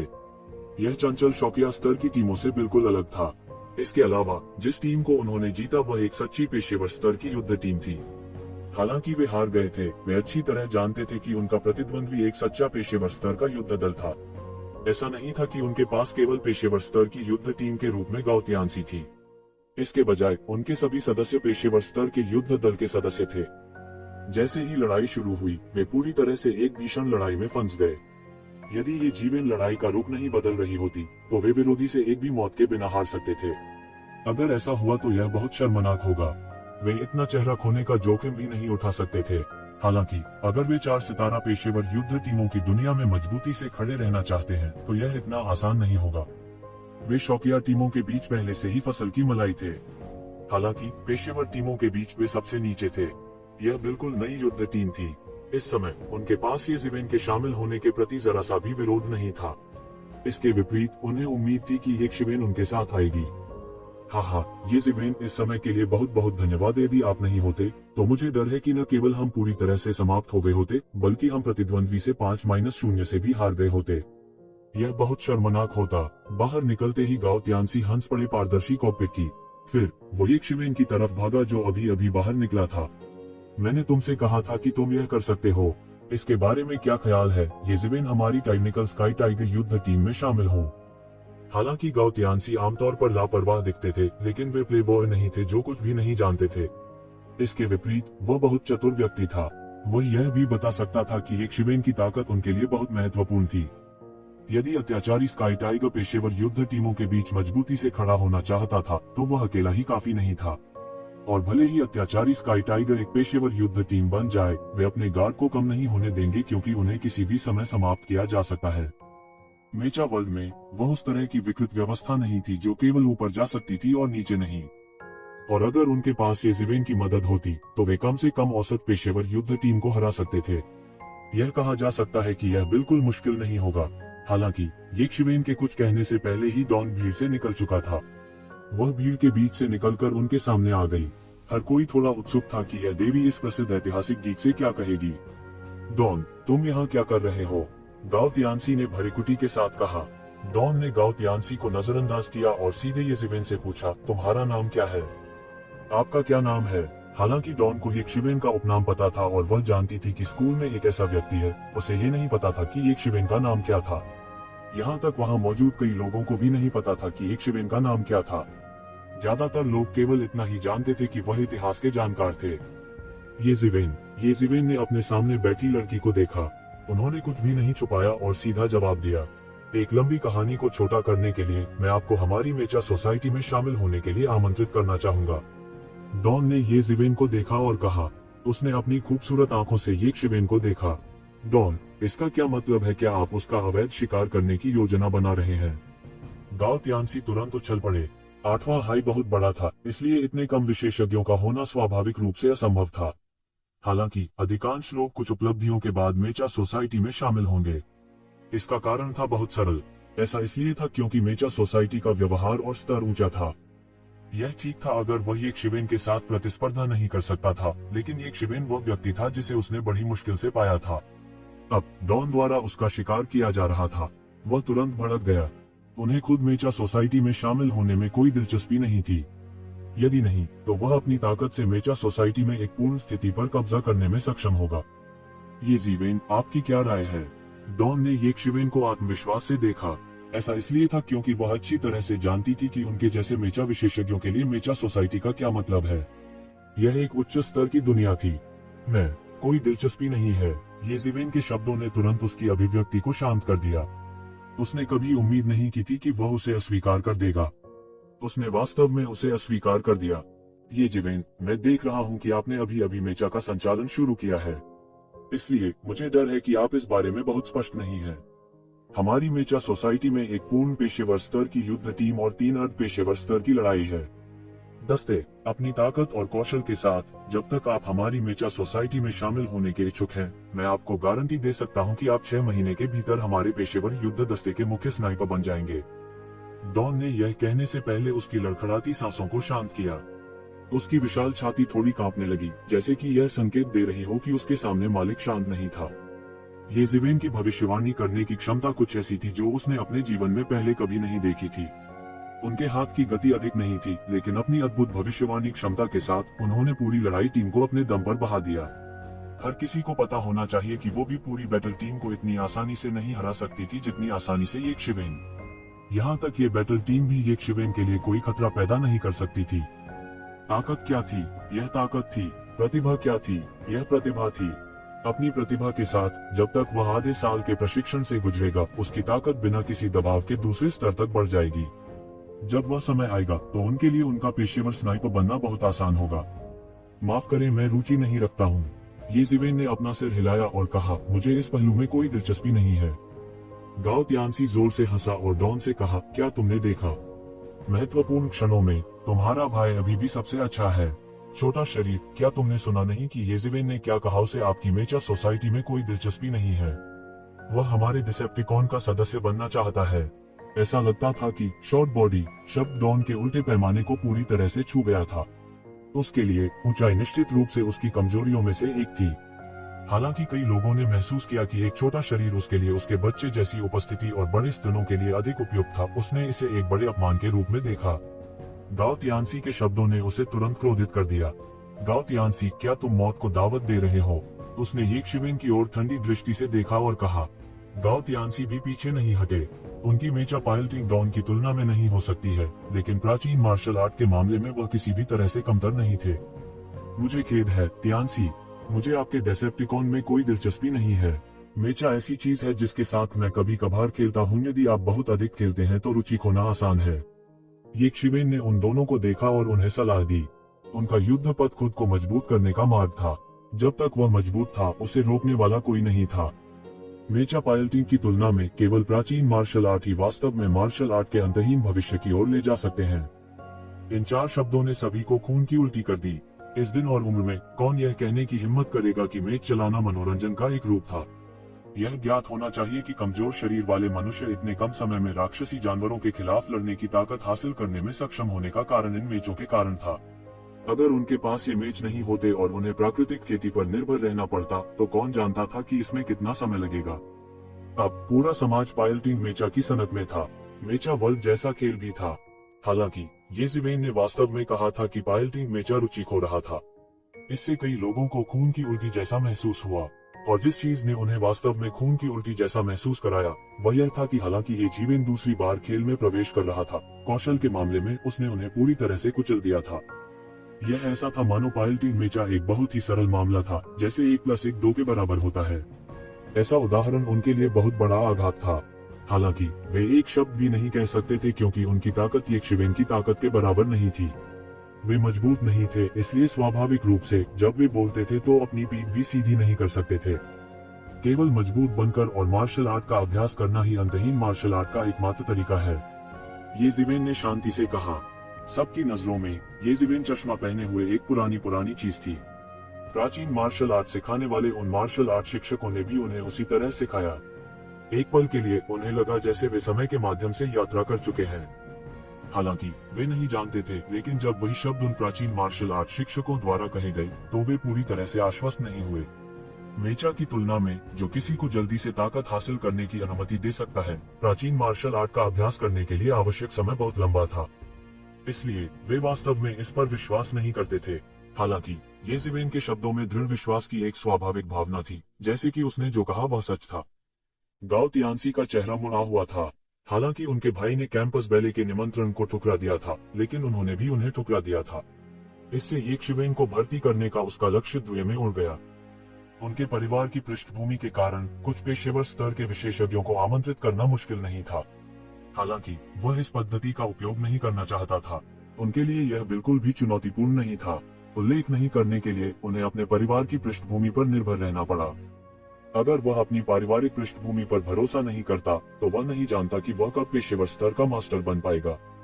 इसके अलावा उसके पास उन प्रसिद्ध पेशेवर स्तर के मास्टर्स को नियुक्त करने के लिए पैसे नहीं थे, इसलिए वह केवल अपने सहपाठियों की तरफ ही देख सकता था।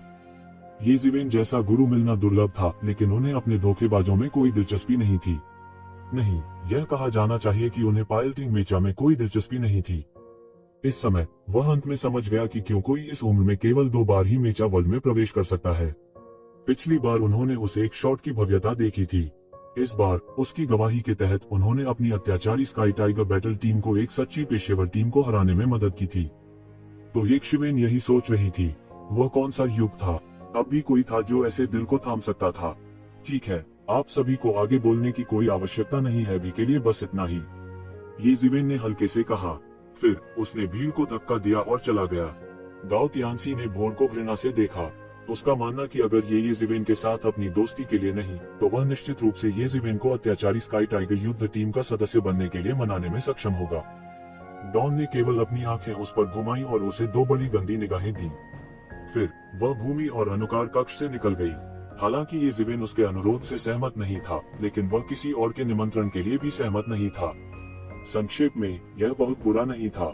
जाते समय उसने ये जिवेन की पीठ को देखा और उसकी नंगी मुट्ठियों को भींच लिया। फिर उसने मन ही मन सोचा, ये जिवेन, बस तुम रुको, मैं निश्चित रूप से आपको हमारी मेचा सोसाइटी में शामिल करवाऊंगा। अगर ये जिवेन सीधे सहमत होती तो ठीक था, लेकिन उसके इनकार ने उसकी प्रतिस्पर्धी भावना को अचानक से भड़का दिया था। स्वाभाविक रूप से ये जिवेन नहीं जानती थी कि उसके पीछे दोनों के मन में क्या चल रहा था। उस समय उसके पास उच्च साधना स्तर नहीं था। उसके लिए केवल एक चीज जिस पर वह भरोसा कर सकता था, वह थी उसकी अपनी ताकत। यह सब कुछ का आधार भी था। यह एक विश्वास था जिसे उन्होंने धारण किया और कोई भी इसे हिला नहीं सका। विशेष रूप से जब उन्होंने अपने दाव को सही साबित किया, तो वे इस मार्ग पर और भी अधिक दृढ़ थे। ओह, गलत। और उस समय डॉन मेचा सोसाइटी के सभा स्थल पर लौट आया था। यह एक विशाल अनुकार कक्ष था। अकेले इस सिमुलेशन रूम में 100 से अधिक विशाल सिमुलेशन कॉकपिट थे। यह स्पष्ट था कि मेचा समाज कितना समृद्ध था। 8वीं हाई स्कूल में सबसे लोकप्रिय खेल के रूप में मेचा सोसाइटी स्वाभाविक रूप से विभिन्न समाजों की नेता बन गई। इसके अलावा मेचा सोसाइटी को हर साल बहुत अधिक धन प्राप्त होगा। इसके अलावा जो लोग छोटी उम्र से ही मेचा का संचालन कर सकते थे, वे आमतौर पर छोटी उम्र से ही सीखना शुरू कर देते थे, इसलिए उनके कौशल का उल्लेख करने की कोई आवश्यकता नहीं थी। उनकी पारिवारिक पृष्ठभूमि स्वाभाविक रूप से बहुत अच्छी थी, इसलिए धन दान करने के लिए अक्सर अमीर माता पिता आते थे। इसलिए सुविधाएं सभी बेहतरीन थीं। क्लब के कई सदस्यों ने जब डॉन को वापस आते देखा तो उसके लिए रास्ता बनाया। क्लब के कई पुरुष सदस्यों की नजर डॉन पर भी थी। मेचा सोसाइटी में कितने लोग ऐसे खूबसूरत फूल के बारे में नहीं जानते होंगे। वह एक जीवित साइन बोर्ड भी थी। यह अज्ञात था कि डॉन के कारण कितने लोग मेचा सोसाइटी में शामिल हुए। यदि नहीं, तो उनमें से कई बाहर अपने संगठन स्थापित कर सकते थे, लेकिन उनकी वजह से वे मेचा सोसाइटी के सदस्य बन गए थे। सिक्सी, क्या बात है? तुम भौहें क्यों चढ़ा रही हो? सामने से एक युवक की आवाज आई। कोई 18-19 साल का युवक था। उसने नीले रंग की स्कूल यूनिफॉर्म पहनी हुई थी और उसकी शक्ल बहुत सावधानी से तैयार की गई थी। कुछ नहीं, डॉन ने गंभीरता से कहने से पहले अपना सिर हिलाया। वांग युएटिन, हम एक दूसरे से इतने परिचित नहीं हैं। कृपया मुझे डॉन ली कहें। धन्यवाद। भोर को यह जानने के लिए सिर उठाने की भी आवश्यकता नहीं पड़ी कि वह व्यक्ति कौन था।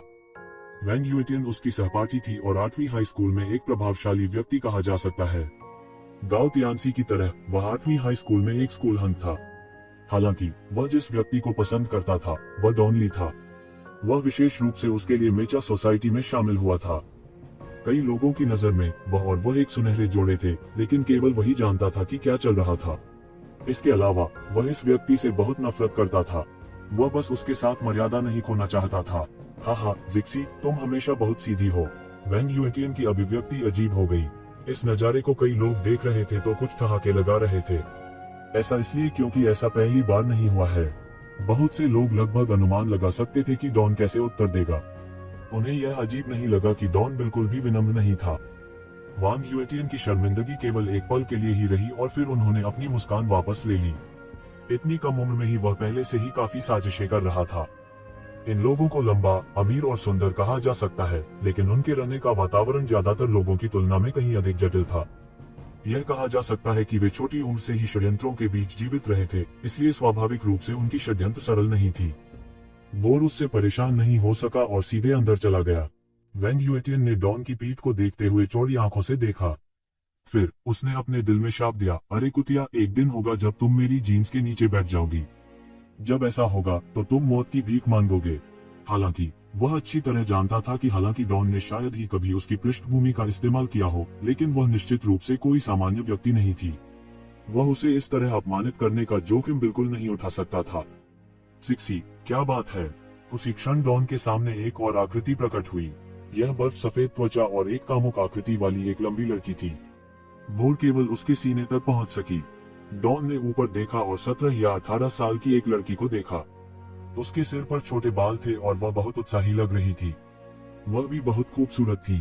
हालांकि वह डॉन की तरह सुंदर नहीं थी, लेकिन उसके छोटे बाल और उग्र चरित्र ने उसे एक अलग तरह का आकर्षण दिया। कई व्यस्त निकायों के मुंह में वह और डॉन को मेचा सोसाइटी की जुड़वां सुंदरियों के रूप में जाना जाता था। मेचा की दुनिया में जिस पर पुरुषों का वर्चस्व था, उनमें से दो जनता की नजर में विषमता बन गए। इसके अलावा वे दोनों एक दूसरे से ज्यादा खूबसूरत थे, और वह कोई और नहीं बल्कि मेचा सोसाइटी के अध्यक्ष शाओ युकिन थे। वास्तव में शाओ युकिन डॉन से कुछ ही दिन बड़ा था, लेकिन अगर उन दोनों को सड़कों पर चलना था तो लोग निश्चित रूप से सोचेंगे कि शाओ युकिन बड़ी बहन थी, जबकि यह बताना मुश्किल था कि क्या डॉन वयस्क था या नहीं। बहन युकिन, मैंने आज एक विशेषज्ञ को देखा, डॉन ने कहा। विशेषज्ञ? आप किस स्कूल से हैं? शाओ युकिन ने कहा। उसने नहीं सोचा था कि स्कूल में कोई विशेषज्ञ था जिसे वह नहीं जानती थी। उनमें से ज्यादातर ने मेचा सोसाइटी में प्रवेश किया था, और अगर वे नहीं भी करते थे तो वह अभी भी गाओतियांसी जैसे पेशेवर रैंक के विशेषज्ञों को जानते हैं। कभी कभी जब मैन पावर की कमी होती थी तो वह उन्हें आकर मदद करने के लिए भी कहती थी। वह हमारे स्कूल से है, डॉन ने कहा। क्या हमारे स्कूल से? सिक्सी, आप मजाक कर रहे होंगे। क्या आपको लगता है कि मुझे नहीं पता होगा कि हमारे स्कूल में किस तरह के विशेषज्ञ हैं? शाओ युकिन ने अपना हाथ हिलाया और हंसते हुए कहा। उसकी हंसी स्पष्ट थी, लेकिन उसे अभी भी विश्वास नहीं हो रहा था कि डॉन ने एक विशेषज्ञ का सामना किया था।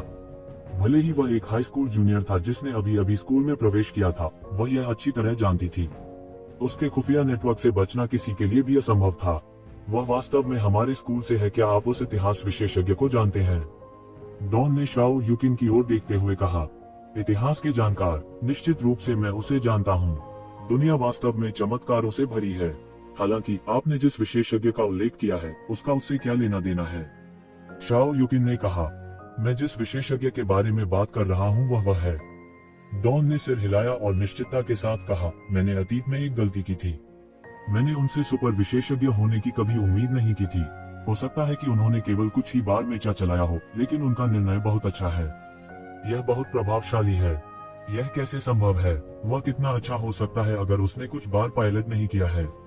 शाओ युकिन ने कहा। भले ही वह बदमाशों के बीच शक्तिशाली माना जाता है, यह हमारे खिलाफ बेकार है।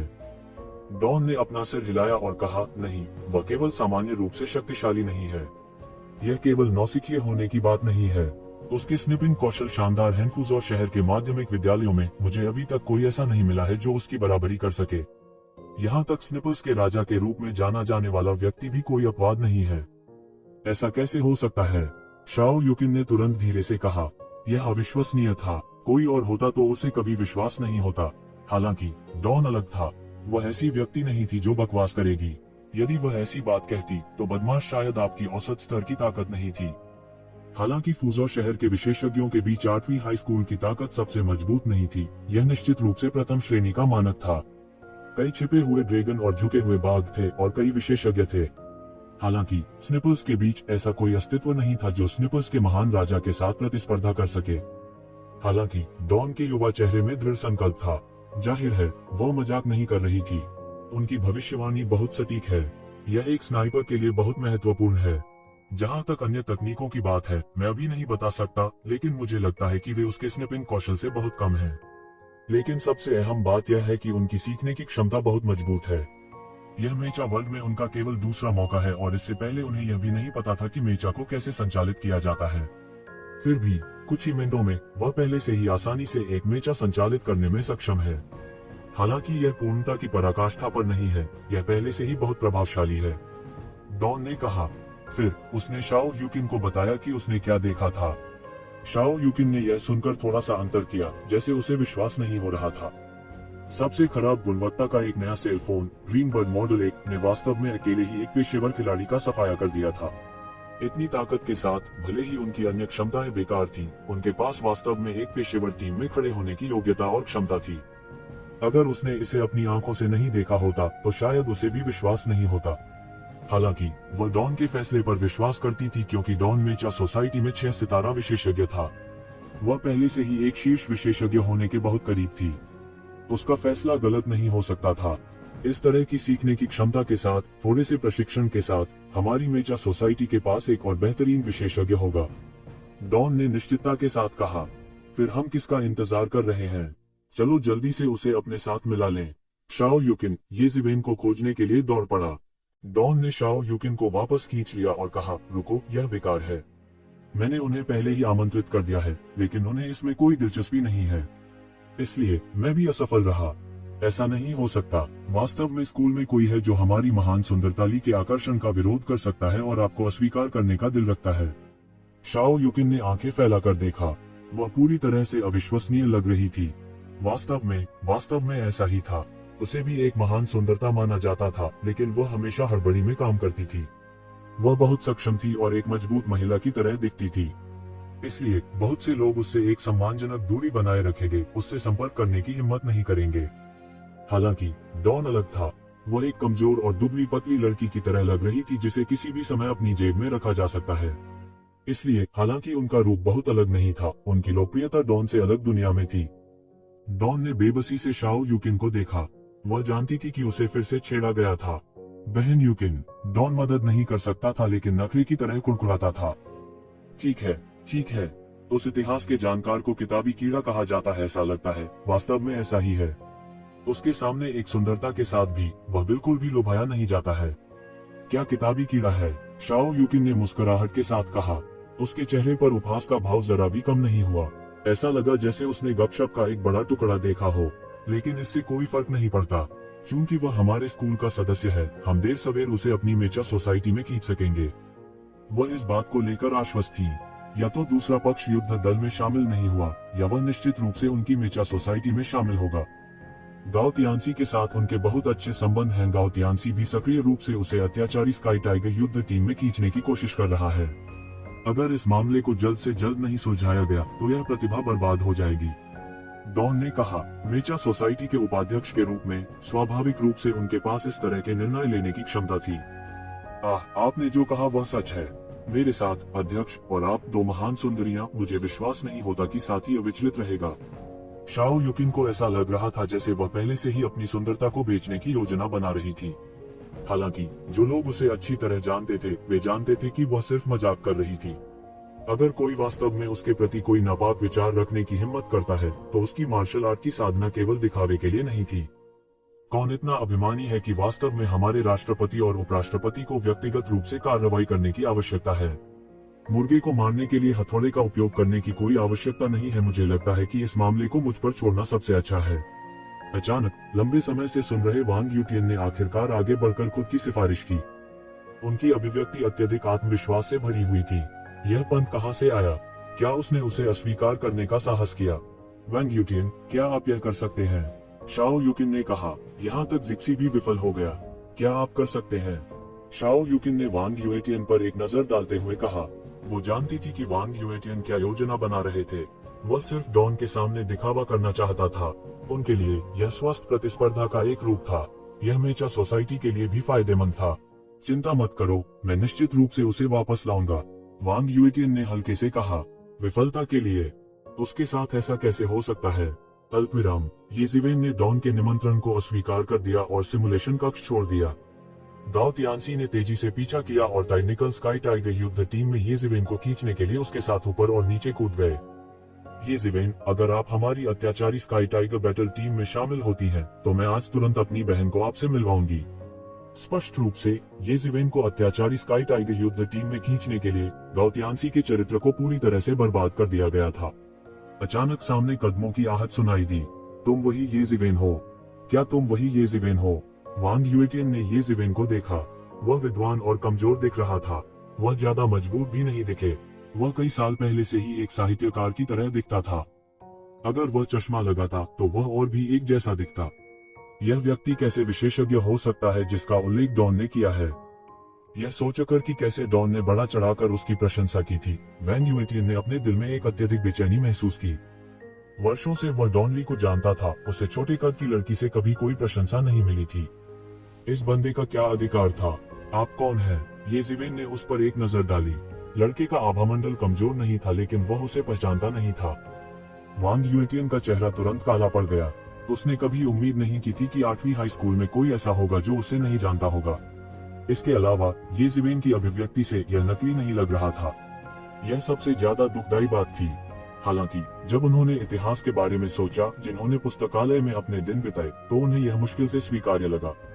किताबी कीड़ा का कोई सामाजिक दायरा नहीं था, इसलिए यह सामान्य था कि वह उसे नहीं जानता था। वांग युएटियन, तुम यहाँ क्या कर रहे हो? गाओ तियानसी ने वांग युएटियन को देखा और सावधानी से कहा। वांग युएटियन भी मेचा सोसाइटी के सदस्य थे। हालांकि वे उपाध्यक्ष नहीं थे, लेकिन वे मुख्य सदस्यों में से एक थे। इसके अलावा वह आमतौर पर ये शिवेन के साथ कोई बातचीत नहीं करता था। उसके लिए इस समय विशेष रूप से ये शिवेन के पास आना यह स्पष्ट था कि वह क्या करने वाला था। वांग युएटियन 8वीं हाई स्कूल में एक और प्रसिद्ध व्यक्ति। गाओ तियानसी की तरह उनकी पारिवारिक पृष्ठभूमि अच्छी थी और वे उत्कृष्ट थे। 8वीं हाई स्कूल में भी उनके कई समर्थक थे। हालांकि इससे उसका कोई लेना देना नहीं था। मैं यहाँ उसे समाज में भर्ती करने के लिए हूँ। वांग युएटियन ने ये जिवेन को देखा और कहा। उनकी अभिव्यक्ति अहंकारी थी, जैसे कि वे दान कर रहे हों। हमारा मेचा सोसाइटी 8वीं हाई स्कूल में सबसे उत्कृष्ट समाज है। हम उसे हमारे साथ जुड़ने का मौका दे रहे हैं। ये जिवेन अभिव्यक्तिहीन रहा और उसने बेपरवाही से कहा, मुझे कोई दिलचस्पी नहीं है। रास्ता बनाओ। क्या तुमने नहीं सुना? एक अच्छा कुत्ता रास्ता नहीं रोकता है। गाओ तियानसी ने ऊंची आवाज में कहा। जब उसने देखा कि एक शिवेन ने उसे एक बार फिर से अस्वीकार कर दिया है, तो स्वाभाविक रूप से उसका दिल बहुत खुश था। वह और वांग युएटियन हमेशा एक दूसरे के विरोधी रहे थे। वह लंबे समय से वांग युएटियन के अहंकार को नापसंद करते थे। ये जिवेन, तुम्हें इसके बारे में ध्यान से सोचना होगा। हमारी मेचा सोसाइटी 8वीं हाई स्कूल में शीर्ष क्लबों में से एक है। हम आपको यह अवसर दे रहे हैं क्योंकि हम आपका सम्मान करते हैं। यदि आप हमें अस्वीकार करते हैं, तो क्या यह वास्तव में ठीक है? वांग युएटियन ने गाओ तियानसी को नजरअंदाज कर दिया और एक उदास अभिव्यक्ति के साथ ये जिवेन को देखा। क्या आपकी मेचा सोसाइटी इतनी महान है कि सभी को इसमें शामिल होना है? गाओ तियानसी ने पूछा। ये जिवेन ने अपना सिर उठाया, वांग युएटियन को देखा और कहा, क्या आप चाहते हैं कि मैं इसे फिर से कहूं, या आपके कान अच्छे नहीं हैं? जैसे ही उन्होंने बात की, वे सीधे वांग युएटियन और उनके साथ लाए गए 3 छात्रों को पास करते हुए आगे बढ़ गए। वांग युएटियन का रंग थोड़ा भयावह हो गया था और वह अब अपना संयम बनाए नहीं रख सकता था। वह अपने दिल से नहीं चाहता था कि एक शिवेन शामिल हो। यह सबसे अच्छा होगा यदि वह शामिल न हो, लेकिन उसकी पटकथा में यह होना चाहिए कि ये जिवेन जमीन पर घुटने टेक कर भीख मांगे, और फिर उसने घमंड से ये जिवेन को अस्वीकार कर दिया। हालांकि ये जिवेन स्क्रिप्ट के अनुसार नहीं खेले और यह उनकी कल्पना से बिल्कुल अलग था। उसे रोको, मैंने कहा। क्या तुम अभी जा सकते हो? चिल्लाते ही वांग युएटियन का चेहरा लाल हो गया। जैसे ही उसने आदेश दिया, उसके 3 छोटे भाई क्रूर बाघों की तरह ये जिवेन की ओर दौड़ पड़े। वे लंबे समय से इस अहंकारी व्यक्ति से नाराज थे। 8वीं हाई स्कूल में केवल वे ही थे जो अहंकारी हो सकते थे। अगर कोई और उनके सामने खड़ा होने की हिम्मत करता, तो यह मौत को दावत देने से अलग नहीं होता। ये लोग कलम और तलवार दोनों में भी पारंगत थे और इन सभी के पास मार्शल आर्ट का कौशल था। उनमें से सबसे कमजोर भी हाउतन 7वें या 8वें चरण में था। एक पंजा पकड़ लिया और हवा के टूटने की हल्की आवाज हुई। यह अतुलनीय रूप से तेज था और जेन क्यूई हवा में कंपन कर रही थी। इतना बेशर्म मत बनो। ये जिवेन की हथेली तुरंत चाकू के हाथ में सीधी हो गई और बिजली की तरह उसने इन 3 लोगों के पंजों को काट डाला।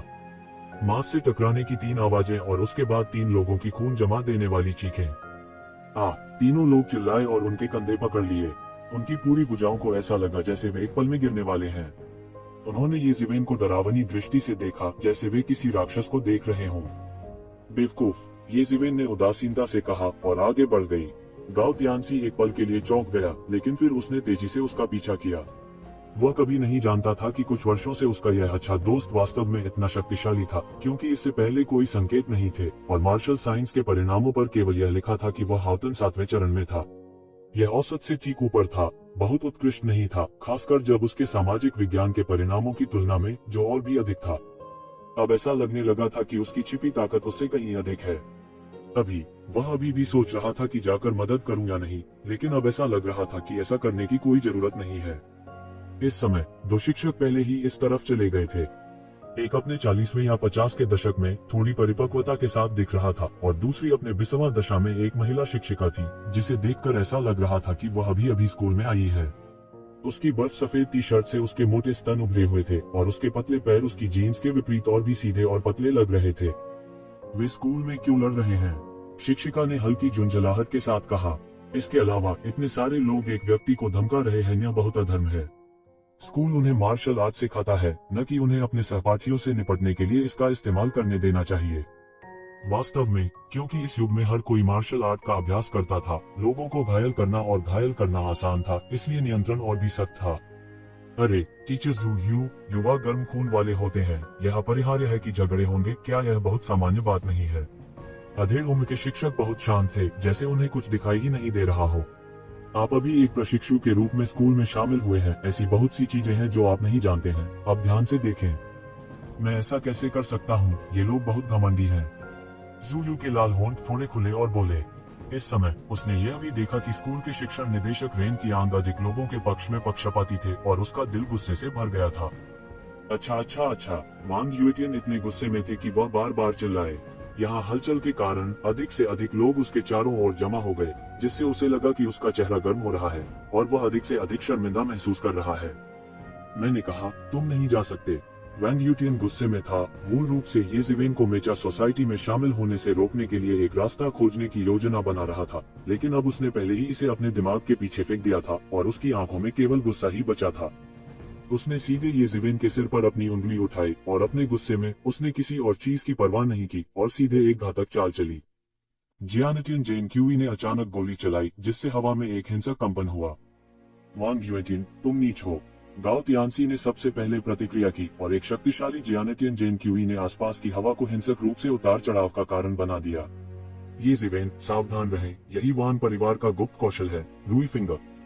उसके हमला करने की प्रतीक्षा न करते हुए ये जिवेन ने सीधे अपना सिर घुमाया और अपने हाथ से काट दिया, तुरंत वांग युएटियन की रूई फिंगर को तोड़ दिया, जिससे यह एक मजाक जैसा लग रहा था। मैंने कहा, इतना बेशर्म मत बनो, क्योंकि तुम खुद को अपमानित करना चाहते हो तो मुझे असभ्य होने का दोष मत दो। तू जिवेन ने ठंडी सूंघी और बिजली की तरह उसकी आकृति घूम गई और उसकी गति बहुत तेज थी और उसकी हथेली ने वांग युएटियन के चेहरे को ढक दिया। एक जोर से थप्पड़ की आवाज आई और वांग युएटियन को मौके पर उड़ते हुए भेजा गया और मुंह से खून निकल आया। अपने शरीर की रक्षा के लिए जिस जियानटियन जेन क्यूई का इस्तेमाल किया था, उसे तुरंत ये जिवेन ने तोड़ दिया और इसका जरा सा भी असर नहीं हुआ।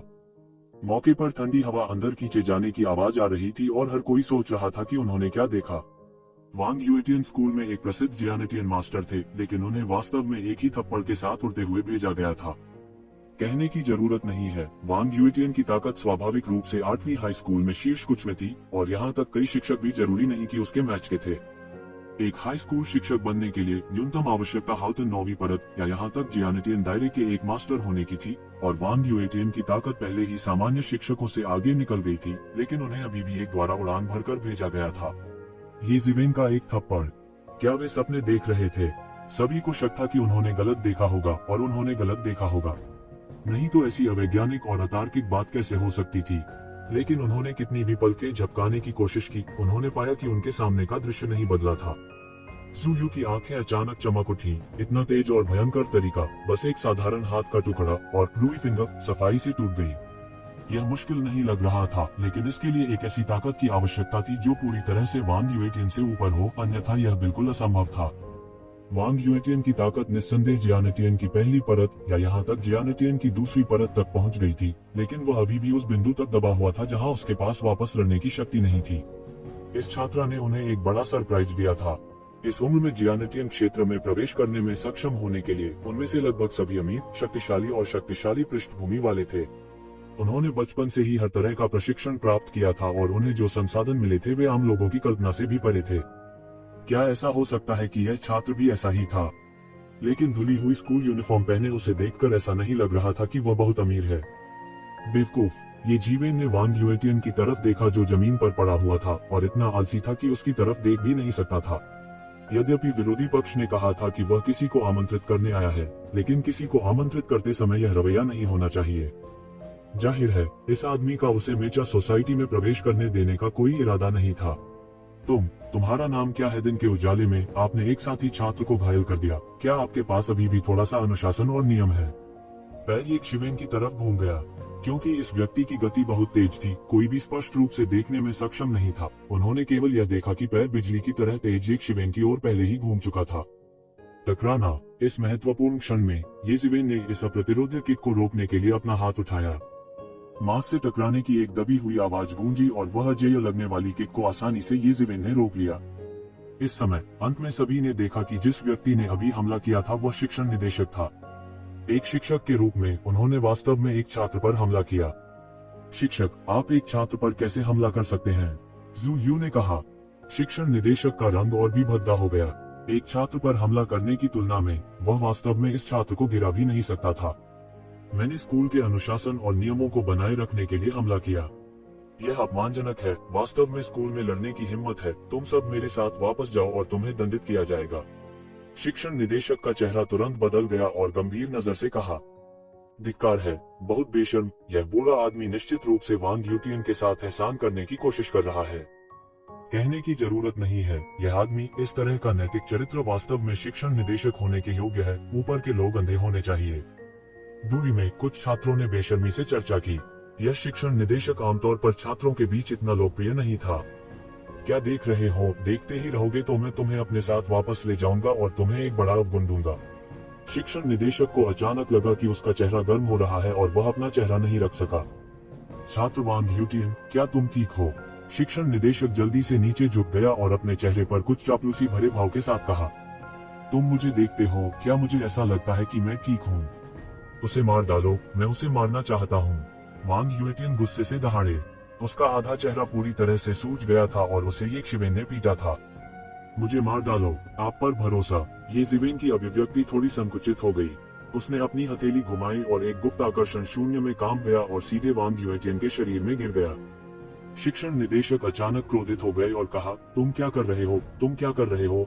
तुम वास्तव में इतने छोटे हो, लेकिन तुम्हारा दिल इतना शातिर है। मेरे सामने तुम अभी भी इतने अत्याचारी और शातिर होने की हिम्मत करते हो। अपने माता पिता को बुलाओ। मैं देखना चाहता हूँ कि किस तरह के व्यक्ति ने तुम्हारे जैसे छोटे कमीने को जन्म दिया। बूढ़े कमीने, तुमने क्या कहा? ये शिवेन की आंखें चमक उठी। उनके लिए उनके दिल में सबसे अछूत जगह स्वाभाविक रूप से उनके माता पिता थे और इस शिक्षण निदेशक ने बार बार उनकी निचली रेखा को चुनौती दी थी। अच्छा, तुम्हारी हिम्मत कैसे हुई टीचर को धमकाने की? मुझे लगता है कि तुम अब स्कूल नहीं जाना चाहती हो। डीन गुस्से में था और गुस्से से बोला। इससे पहले कि वह अपना वाक्य पूरा कर पाता, उसने देखा कि उसकी ओर एक बड़ा फुट किक सीधे उसके चेहरे पर आ रही है। टकराना। उसके सिर को ये शिवेन ने जमीन पर पटक दिया था और उसने दृढ़ता से उस पर पैर रख दिया। मुझे तुम्हें मारने मत दो, ये शिवेन ने ठंडेपन से कहा। वह वास्तविक शरीर नहीं था और उसके पास वास्तविक शरीर की अत्याचारी शक्ति नहीं थी। पृथ्वी पर कई विशेषज्ञ थे। उन्होंने लो प्रोफाइल रखने के सिद्धांत का भी पालन किया। हालांकि इसका मतलब यह नहीं था कि वह किसी को भी अपने माता पिता का अपमान करने की अनुमति देगा। डीन का रंग भद्दा हो गया। वह एक ही समय में हैरान और गुस्से में था। वह महसूस कर सकता था कि एक शिवेन की जानलेवा आभा लगभग साकार हो गई थी। उन्होंने कभी भी एक सामान्य छात्र के बारे में बहुत अधिक नहीं सोचा था, लेकिन अब वास्तव में उनके प्रति इतना अहंकारी होने का साहस किया। यह केवल उनकी निचली रेखा को चुनौती दे रहा था। प्रलय को हजारों साल हो गए थे। ग्रेट हार्मनी की पौराणिक दुनिया अभी उतरनी बाकी थी। इसके विपरीत अभ्यास करने की क्षमता के कारण सभी को अलग अलग साधना संसाधन आवंटित किए गए थे। इसलिए पदानुक्रम सख्त हो गया था। यद्यपि सही तौर पर ऐसा लगता था कि सरकार लोगों द्वारा चुनी गई थी, लेकिन वास्तव में यह प्रमुख ताकतों द्वारा नियंत्रित थी। एक साधारण आम आदमी और वांग यूटियन जैसे एक नए अभिजात वर्ग के बीच की खाई को आसानी से गिना नहीं जा सकता था। भले ही ये येज़ेवेन और गाओ तियानसी थे, अगर गाओ तियानसी ने येज़ेवेन के भले के अद्भुत हमले को नहीं देखा होता तो शायद इस जीवन में उनकी कोई बातचीत नहीं होती। तुम्हें निष्कासित कर दिया गया है, तुम्हें निश्चित रूप से निष्कासित कर दिया जाएगा। डीन गुस्से और सदमे में दहाड़ा। वह संघर्ष करना चाहता था लेकिन कोई रास्ता नहीं था। उसने पाया कि वह किसी बल द्वारा दबा हुआ लग रहा था और बिल्कुल भी हिल नहीं पा रहा था। जैसे ही उसकी आवाज गिरी, उसने अचानक महसूस किया कि उसके शरीर पर दबाव हल्का हो गया है। वह उठने ही वाला था कि उसने देखा कि एक शिवेन का जूता फिर से अपने ऊपर आ रहा है। टकराना, उसका सिर ग्रेनाइट पर जोर से गिरा, सीधे ग्रेनाइट को मकड़ी के जाले जैसी दरार में तोड़ दिया। खून अचानक फूट पड़ा, जिससे उसका पूरा सिर लगातार खून बहने वाली गेंद जैसा लग रहा था। आसपास के लोग दंग रह गए। येज़ेवेन वास्तव में बहुत अत्याचारी थी। हालांकि ये लोग साहित्य और मार्शल आर्ट दोनों में पारंगत थे और बचपन से ही मार्शल आर्ट का अभ्यास करते आ रहे थे, वे ऐसे फूल भी थे जो एक ग्रीन हाउस में पले बड़े थे।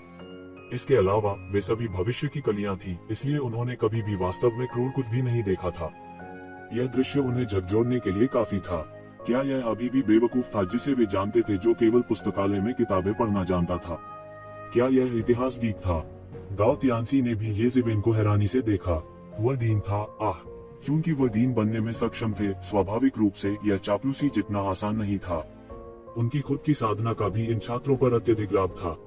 अन्यथा वह इन छात्रों को कैसे दबा सकता था जो साहित्य और मार्शल आर्ट दोनों में पारंगत थे?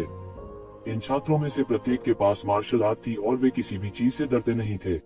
पर्याप्त शक्ति के बिना उन्हें दबाना असंभव था।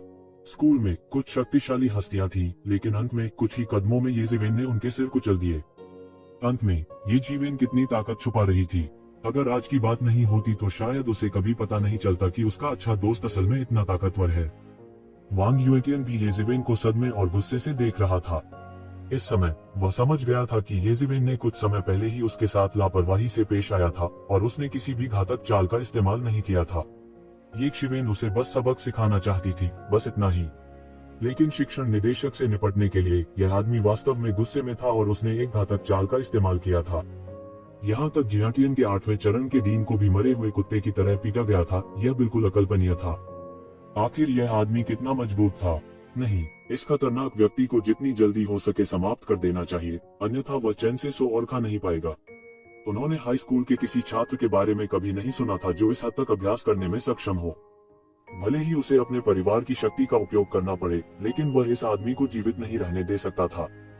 दूसरी तरफ ज़ुयू इस दृश्य को देखने के लिए सहन नहीं कर सकती थी, लेकिन उसके दिल में वह बेहद खुश थी। हालांकि वह लंबे समय से यहाँ नहीं थी, लेकिन वह इस डीन को अच्छे लोगों को धमकाते और बुराई से डरते हुए नहीं देख सकती थी। धनी और शक्तिशाली छात्रों के सामने तो वह झुक जाता और छींटाकशी करता, लेकिन उन साधारण छात्रों के सामने उसका आक्रामक रवैया होता। लेकिन इतनी बड़ी घटना के बाद इस छात्र के लिए शायद 8वीं हाई स्कूल में रहना कठिन होगा। नहीं, मैं ऐसा कुछ नहीं होने दे सकता। यह छात्र इतना अच्छा अंकुर है, अगर उसे बाहर निकाल दिया गया तो यह बहुत ही अफसोस की बात होगी। लेकिन अब इस डीन को इतने सारे छात्रों के सामने येज़ेवेन द्वारा अपमानित किया गया था और भविष्य में यह कहा जा सकता है कि एक शिक्षक के रूप में उसकी गरिमा को धराशायी कर दिया गया था, और भविष्य में यह बहुत मुश्किल होगा अपनी गरिमा बनाए रखने के लिए, तो वह इस मामले को कैसे जाने दे सकता था। येज़ेवेन ने अपनी जेब में हाथ डाला और सिर्फ एक लात से उसने डीन के सभी प्रतिरोधों को पूरी तरह से दबा दिया। उसकी अभिव्यक्ति उदासीन थी, जैसे वह एक मरे हुए कुत्ते को देख रहा हो। उसे कम ही पता था कि अपने जीवन में वह नहीं जानता था कि उसने कितने लोगों को मारा था, और इस तरह का छोटा सा दृश्य उसे विचलित नहीं कर सकता था। अगर यह डीन अपने माता पिता को अपमानित नहीं करता तो वह इतने छोटे चरित्र को भी नहीं देखता। आप इतने लंबे समय तक जीवित रहे हैं, क्या आपके माता पिता ने आपको ऐसा व्यवहार करना सिखाया है? येज़ेवेन ने जमकर नीचे कदम रखा। आदर, क्या आप जानते हैं कि सम्मान क्या होता है? मुझे परवाह नहीं है अगर आप उसके बदबूदार पैरों की चापलूसी करना चाहते हैं, लेकिन मेरे साथ एक नरम खुरमा की तरह व्यवहार न करें। मुझे परवाह नहीं है कि मैं स्कूल जाता हूं या नहीं, लेकिन अगर मैं तुम्हें मारना चाहता हूं तो मेरे पास हजारों तरीके हैं। अगर समझ में आए तो यहाँ से चले जाओ। अगर दोबारा मेरे सामने आने की हिम्मत हो तो मुझे असभ्य होने का दोष मत देना। टकराना। तो ज़ीवेन ने डीन के पेट पर लात मारी और उसका पूरा शरीर उड़ गया और भारी भरकम जमीन पर गिर गया, पेट से लिपट गया और दर्द से कराह उठा। शिक्षण प्रमुख की दर्दनाक कराहों के अलावा हर कोई चुप था। यहाँ तक वांग युएटियन के मातहतों ने भी आवाज लगाने की हिम्मत नहीं की। वे इस पैशाचिक को ठेस पहुंचाने से डरते थे। वह बस एक संकी था। यदि वह शिक्षण प्रमुख जैसे व्यक्ति को आसानी से प्रताड़ित कर सकता है, तो वह विश्वविद्यालय के छात्रों के बीच भी कमजोर नहीं होगा। लेकिन किसी को नहीं लगा कि यह बहुत खूनी है। आमतौर पर ऐसे बहुत से लोग थे जो इस डीन को नापसंद करते थे और किसी को भी नहीं लगा कि वह सहानुभूति के योग्य है। आखिरकार अमीर और शक्तिशाली वर्ग की तुलना में नंबर 8 हाई स्कूल में अधिकांश लोग सामान्य थे। आमतौर पर ये डीन उन्हें सबक सिखाने के लिए कई बहाने खोजते थे। यह बहुत अच्छा है, अंत में कोई बोला, लेकिन यह एक ऐसा वाक्य था। शाबाश, वह बूढ़ा हमेशा अपनी वरिष्ठता के कारण हमारे सामने सभी उच्च और शक्तिशाली व्यवहार करता है, लेकिन उन अमीर और शक्तिशाली बच्चों के सामने वह पक्की तरह आज्ञाकारी है। क्या मजाक है। हाँ, कोई इसे इस तरह एक अच्छा सबक सिखाए, लेकिन यह ऐतिहासिक गीक इतना शक्तिशाली कैसे हो सकता है? अगर मैंने इसे अपनी आंखों से नहीं देखा तो मुझे डर है कि अगर आप मुझे मार डालेंगे तो भी मुझे विश्वास नहीं होगा। छिपे हुए ड्रैगन और दुबके हुए बाघ किसे कहते हैं जो अपना चेहरा नहीं दिखाते, उसे ऋषि क्या कहते हैं? अब मैं समझ गया। बहुत से छात्रों में डीन के साथ सहानुभूति रखने वाले बहुत से नहीं थे, लेकिन वे इस ऐतिहासिक गीक के बारे में चर्चा कर रहे थे जो पहले से ही नंबर 2 में बहुत प्रसिद्धि प्राप्त कर चुके थे, 8 हाई स्कूल। लेकिन नियति में था कि वह अब अपरंपरागत चीजों को करने के लिए प्रसिद्ध नहीं होगा। ये ज़िवेन डीन, वांग यूएटियन और अन्य लोगों को देखने के लिए बहुत आलसी थे। उन्होंने अपनी जेब में हाथ डाला और धीरे धीरे चले गए।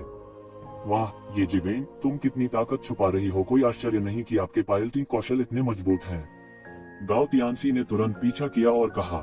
वह बिना सोचे समझे नहीं बोल रहा था, क्योंकि एक मेका को चलाने के लिए अद्भुत सजगता और शारीरिक शक्ति की आवश्यकता होती है, और साधना जितनी अधिक होती है, मेचा को चलाना उतना ही आसान होता है। हालांकि शीर्ष पायलटों की तुलना शीर्ष योद्धाओं से नहीं की जा सकती थी, लेकिन वे कम से कम प्रथम श्रेणी के योद्धा थे और उनकी ताकत बेहद अत्याचारी थी। अब मुझे और भी यकीन हो गया है। मैं अपनी बहन को आपसे मिलवाना चाहता हूँ। उद्धरण चिन्ह ... आपकी नैतिक अखंडता। ये ज़िवेन प्रसिद्ध हो गए। ये ज़िवेन प्रसिद्ध हो गए और यह खबर 8वीं हाई स्कूल परिसर में बिजली की गति से फैल गई। ये लड़के और लड़कियां जो अभी हाई स्कूल में थे अभी भी युवा और गर्म खून वाले थे। उन्हें सत्ता से सबसे ज्यादा नफरत थी।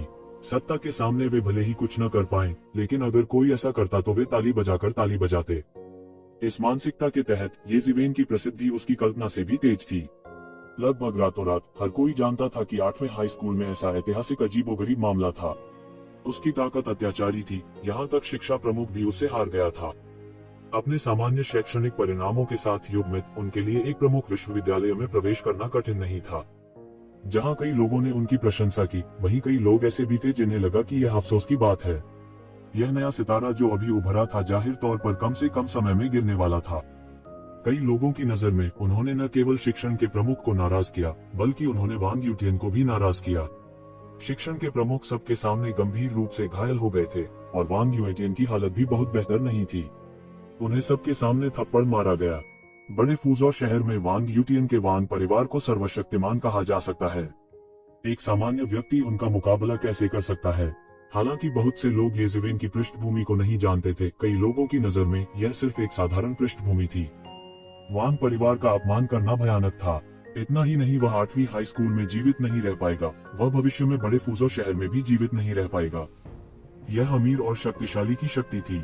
हजारों वर्षों के बाद यह शक्ति और भी छिपी हुई थी, लेकिन मार्शल आर्ट की खेती के साथ यह और अधिक शक्तिशाली हो गई। शायद उसी समय उसका वध कर दिया जाएगा। बहुत से लोगों को ये ज़िवेन पर दया आ गई। हालांकि और भी लोग इस मामले को ऐसे देख रहे थे जैसे वे कोई गपशप देख रहे हों। लेकिन फिर भी वह इतिहास में सबसे तेज 8वीं हाई स्कूल का छात्र बन गया और उसने ऐसा किया। जल्द ही सभी तरह की अफवाहें फैल गईं, जैसे कि स्कूल की बैठक में शिक्षण प्रमुख की गर्जना। निष्कासित करें, उसे निष्कासित किया जाना चाहिए। ऐसा छात्र कानून विहीन, अपमानजनक है। हमारे 8वें हाई स्कूल में वह सिर्फ एक काली भीड़ है। ऐसे लोग भी थे जिन्होंने कहा कि बैठक के दौरान शिक्षण प्रमुख ने मेज पटक दी और चिल्लाया, मैं नहीं हूँ, मैं नहीं हूँ, वह नहीं है। कई लोगों की राय में ये ज़िवेन निश्चित रूप से इस बार मरने वाली थी। यह अजीब होगा अगर वह शिक्षण निदेशक और वांग परिवार के संयुक्त प्रयासों के सामने जीवित रह सके। इन अफवाहों के सामने ये ज़िवेन अभी भी कक्षा और पुस्तकालय के बीच आगे पीछे घूमता रहता था। ये अफवाहें उसके मूड को प्रभावित नहीं कर सकती थी। वह आह भर नहीं सकता था। अब जबकि पुस्तकालय केंद्रीय पुस्तकालय से जुड़ा हुआ था, लगभग सभी प्रकार की पुस्तकें मिल सकती थीं, जब तक कि वे प्रतिबंधित पुस्तकें नहीं थीं। कुछ मार्शल आर्ट साधना गुप्त पुस्तकें, साधना अनुभव आदि भी थी, लेकिन उनमें से कई को पढ़ने के लिए भुगतान करने की आवश्यकता थी। पिछले कुछ वर्षों में उन्होंने अपना अधिकांश समय पुस्तकालय में डूबे हुए बिताया था, इसलिए उन्होंने बाहर की अफवाहों की परवाह नहीं की। जहाँ तक वान कबीले की बात है जो उसके साथ परेशानी में पड़ना चाहता है, तो बेहतर होगा कि वह पहले अपना ख्याल रखे। जिस तरह हर जगह अफवाहें और अपशब्द फैल रहे थे, किसी ने यह नहीं देखा कि वान ह्युएटिन, जिसे शहर की बात माना जाता था, कई दिनों तक कैंपस में नहीं आया था। ज्यादातर लोगों ने इसकी ज्यादा परवाह नहीं की। उनके लिए कारण बहुत आसान था। ऐसा इसलिए होगा क्योंकि एक शिवेन ने उनके चेहरे पर थप्पड़ मारा था, इसलिए उनके पास इस समय कैंपस में आने के लिए चेहरा नहीं था। कुछ समय के बाद वे स्वाभाविक रूप से कक्षा में आएंगे। हालांकि कोई नहीं जानता था कि इस समय वान परिवार एक गड़बड़ में था, क्योंकि वान परिवार की चौथी पीढ़ी के सबसे पसंदीदा वान ह्युएटिन लंबे समय तक बिस्तर पर पड़े थे, बिना हिलने डुलने की क्षमता के। वान परिवार की हवेली के अंदर समय समय पर विला की दूसरी मंजिल से शोकाकुल रोने की आवाज आती थी, और पहली मंजिल पर बहुत से लोग पहले से ही यहाँ एकत्र हुए थे। यह कहा जा सकता है कि वान परिवार की वास्तविक शक्ति के आंकड़े सभी यहाँ एकत्र हुए थे। बीच में एक सफेद बालों वाला बूढ़ा बैठा था, लेकिन वह अभी भी जोश में था। साधारण कपड़े पहने हुए, मुख्य आसन पर सीधा बैठा हुआ था। उसके चारों ओर एक प्रकार की राजसी आभा थी। क्या चल रहा है? यह कैसे हो सकता है? तियानेर, ऐसा कैसे हो सकता है? बूढ़े ने अपनी आंखों में एक भयानक नजर के साथ ठंडेपन से कहा। वह वान परिवार के वर्तमान प्रमुख थे, और वान परिवार के रहस्यमय पूर्वज के अलावा वे सत्ता में व्यक्ति वान होनवेई भी थे, जिनका पूरे गणराज्य में बहुत बड़ा प्रभाव था। यह हम भी नहीं जानते। उसके सामने दो मध्यम आयु वर्ग के पुरुष नुकसान में थे। उनमें से एक ने सेना की वर्दी पहन रखी थी, जबकि दूसरे ने सूट पहन रखा था। वे उच्च दर्जे के प्रतीत होते थे और उनकी एक प्रतिष्ठा थी जो सामान्य लोगों के पास नहीं थी, लेकिन इस समय वे एक गड़बड़ी में थे। ये दो लोग उनके दो बेटे वांग हाओकांग थे। वांग हाओचांग लंबे समय से एक लेफ्टिनेंट जनरल थे, जो जनरल के रैंक में प्रवेश कर रहे थे, और दूसरा वर्तमान में फूजो शहर का सर्वोच्च रैंकिंग वाला डिप्टी मेयर था, और यह संभव था कि वह अगले कार्यकाल में मेयर का पद संभालेंगे। पूरे परिवार को उच्च स्थिति और शक्ति का कहा जा सकता है, और वांग ह्युएटिन वर्तमान डिप्टी मेयर वांग हाओचांग के बेटे थे। हालांकि वह सबसे बड़ा बेटा नहीं था, और न ही वह इकलौता बेटा था, क्योंकि उसके पास बुढ़ापे में एक बेटा था। उसे वांग ह्युएटिन को बहुत खराब करने के लिए कहा जा सकता था, और आमतौर पर वह उसे जो चाहता था दे देता था। उन्हें ऐसी अवांछनीय आपदा का सामना करने की उम्मीद नहीं थी। हम ऐसा कैसे हो सकता है? उसने किसी को नाराज किया होगा। वान होनवेई ने ठंडे स्वर में कहा। वह सैकड़ों वर्षों से जीवित था, और ऐसा कुछ भी नहीं था जिसे उसने नहीं देखा था। वह बूढ़ा और चतुर था, और वह थोड़ा सोचकर ही बहुत कुछ सोच सकता था। धिक्कार है, अगर मुझे पता चला कि यह किसने किया है, तो मैं निश्चित रूप से उसकी हड्डियों को कुचल दूंगा और उसकी राख बिखेर दूंगा। वांग हाओचांग ने गुस्से में कहा। उच्च स्तर के व्यक्ति के रूप में वह स्वाभाविक रूप से एक कोमल हृदय व्यक्ति नहीं हो सकता था। वांग ह्युएटिन स्कूल में इतना अहंकारी था, और यहाँ तक कि जिवेन को लापरवाही से मारने की हिम्मत भी करता था। इसका कारण ज्यादातर उसके पिता का लाड़ प्यार था। पहले वह अपने द्वारा किए गए कई अपराधों को दबाने के लिए भी जिम्मेदार था। अचानक कदमों की आहट आई और सीढ़ी के प्रवेश द्वार पर एक सफेद कपड़े वाला बूढ़ा दिखाई दिया। हर कोई जल्दी से खड़ा हो गया, और वांग होनवेई ने तेजी से आगे बढ़कर कहा, आपको परेशान करने के लिए क्षमा करें ओल्ड लियू, मेरे पोते की हालत कैसी है? इस बूढ़े आदमी के सामने वांग होनवेई ने घमंडी होने की हिम्मत नहीं की। मैंने उसे पहले ही देख लिया है, वह बीमार नहीं है, और शायद शापित है या जहर दिया गया है। एल्डर लियू ने कहा, बात बस इतनी है कि यह तरीका बहुत ही सरल है। यहाँ तक मेरे पास भी कोई सुराग नहीं है, किसी भी तरीके की तो बात ही छोड़िए। यह कैसे संभव है ओल्ड लियू? आपकी क्षमता के साथ इस क्षेत्र में यह कहा जा सकता है कि आप किसी से पीछे नहीं हैं। कोई श्राप तकनीक कैसे हो सकती है कि आप ओल्ड लियू भी नहीं तोड़ सकते? वांग होनवेई ने अचानक अनुपस्थित मन से कहा, यह जो मैंने सीखा है वह अतीत में वरिष्ठ गांव से सीखने का एक छोटा सा हिस्सा है, और कुछ नहीं। दुनिया में इतने सारे विशेषज्ञ हैं, मैं खुद को एक उत्कृष्ट विशेषज्ञ कहने की हिम्मत नहीं करता। इस पद्धति का उल्लेख नहीं करना बहुत ही उत्तम है। मैंने अपने जीवन में ऐसा कभी नहीं देखा। शायद अगर मैं एक खर्च करता कुछ और दिन, शायद मैं कोई रास्ता निकाल सकूं। क्या आपके पोते ने किसी अलौकिक विशेषज्ञ को नाराज किया? मुझे नहीं लगता कि इस श्राप तकनीक का मारने का कोई इरादा है, और इसका उपयोग केवल आपके पोते को दंडित करने के लिए किया जाता है। फिलहाल उसके जीवन को कोई खतरा नहीं होगा। ओल्ड लियू ने अपना सिर हिलाया और कहा। हालांकि ओल्ड लियू विनम्र थे, लेकिन वांग होनवेई ने थोड़ी सी भी लापरवाही करने की हिम्मत नहीं की। इस पहलू में ओल्ड लियू को वास्तव में एक उत्कृष्ट विशेषज्ञ माना जाता था, और यहाँ तक उन्होंने कहा कि कोई रास्ता नहीं था। फिर और कौन हो सकता था? वैसे वे इसे केवल धीरे धीरे ही ले सकते थे। ओल्ड लियू को व्यक्तिगत रूप से बाहर भेजने के बाद वांग परिवार लिविंग रूम में लौट आया, केवल ऊपर से आने वाली चीखों की आवाज सुनने के लिए। जांच करो, मेरे लिए जांच करो। अंत में किसने हाल ही में तियानेर का अपमान किया? आह, वह वास्तव में निर्दयी है। आह, उसने युवा पीढ़ी पर भी इस तरह के शातिर तरीके का इस्तेमाल किया। वांग होनवेई ने एक राख रंग के साथ कहा। उनके दिल में स्वाभाविक रूप से उन्होंने नहीं सोचा था कि वांग यूटियन के कार्यों में कोई समस्या थी, और यहाँ तक अगर कोई समस्या थी, भले ही उन्होंने भिक्षु के चेहरे को नहीं देखा, तब भी उन्हें करना पड़ा। बुद्ध के चेहरे को देखो, और वे वह नहीं थे जो वे कर सकते थे। छूना, स्पर्श, संपर्क, छूत, स्पर्श करना, हाथ लगाना, छेड़ना, छू लेना, संबंध। ठीक है, अब सबसे जरूरी काम यह पता लगाना है कि वह व्यक्ति कौन है, और फिर उसे मेरे हवाले कर दो। मुझे उसे यातना देने दो, मुझे उसे मौत की भीख मांगनी चाहिए, लेकिन मौत की भीख नहीं मांग सकता। वांग हाओकांग ने बदसूरत रंग के साथ कहा। इस समय ये जिवेन को नहीं पता था कि वांग परिवार परेशानी में था। अगर वह जानता भी तो भी वह परवाह नहीं करता। वांग यूएटियन का उसे मारने का इरादा था, और यह पहले से ही अच्छा था कि उसने उसे नहीं मारा। अब यह सिर्फ एक छोटी सी सजा थी, इससे ज्यादा कुछ नहीं। वास्तव में उसकी जेएनक्यूवी द्वारा बनाई गए श्राप की तकनीक अधिक से अधिक 1 महीने से अधिक नहीं चलेगी, और फिर यह गायब हो जाएगी। यह उसे भविष्य में खुद को संयमित रखने के लिए याद दिलाने के लिए था। वह अभी भी पुस्तकालय में डूबा हुआ था, जहां उसका एक निश्चित स्थान था। हर कोई जानता था कि यह स्थान इतिहास के जानकारों द्वारा आरक्षित किया गया था। इसके अलावा उसके रातों रात प्रसिद्ध हो जाने से हर कोई जानता था कि इस इतिहास विशेषज्ञ की मार्शल आर्ट साधना शायद बेहद शक्तिशाली थी, इसलिए कोई भी उसके साथ परेशानी की तलाश करने की हिम्मत नहीं करता था। हालांकि उनके 2 बिन बुलाए मेहमान थे। जैसे ही वह तेजी से जानकारी की जांच कर रहा था, अचानक एक बेहोश खुशबू उसकी नाक तक पहुंची। जब उसने ऊपर देखा तो उसके सामने 2 सुंदरियां प्रकट हुईं। एक लंबा था और दूसरा छोटा, प्रत्येक की अपनी खूबियां थीं। वे डॉन और शाओ यूकिन थे। हालांकि वह शाओ यूकिन को नहीं जानता था, लेकिन वह इस तथ्य से कमोबेश अनुमान लगा सकता था कि वह डॉन के साथ आई थी। मैंने सुना है कि वांग यूएटियन इस समय कुछ परेशानी में है। क्या यह आपके द्वारा किया गया था? शाओ यूकिन ने बिना घुमा फिराकर सीधे पूछा। तुम्हारा क्या मतलब है कि मैंने यह किया? मुझे नहीं पता। ये जिवेन स्पष्ट रूप से इसे स्वीकार नहीं करेंगे, इसलिए उन्होंने इसे स्पष्ट रूप से अस्वीकार कर दिया।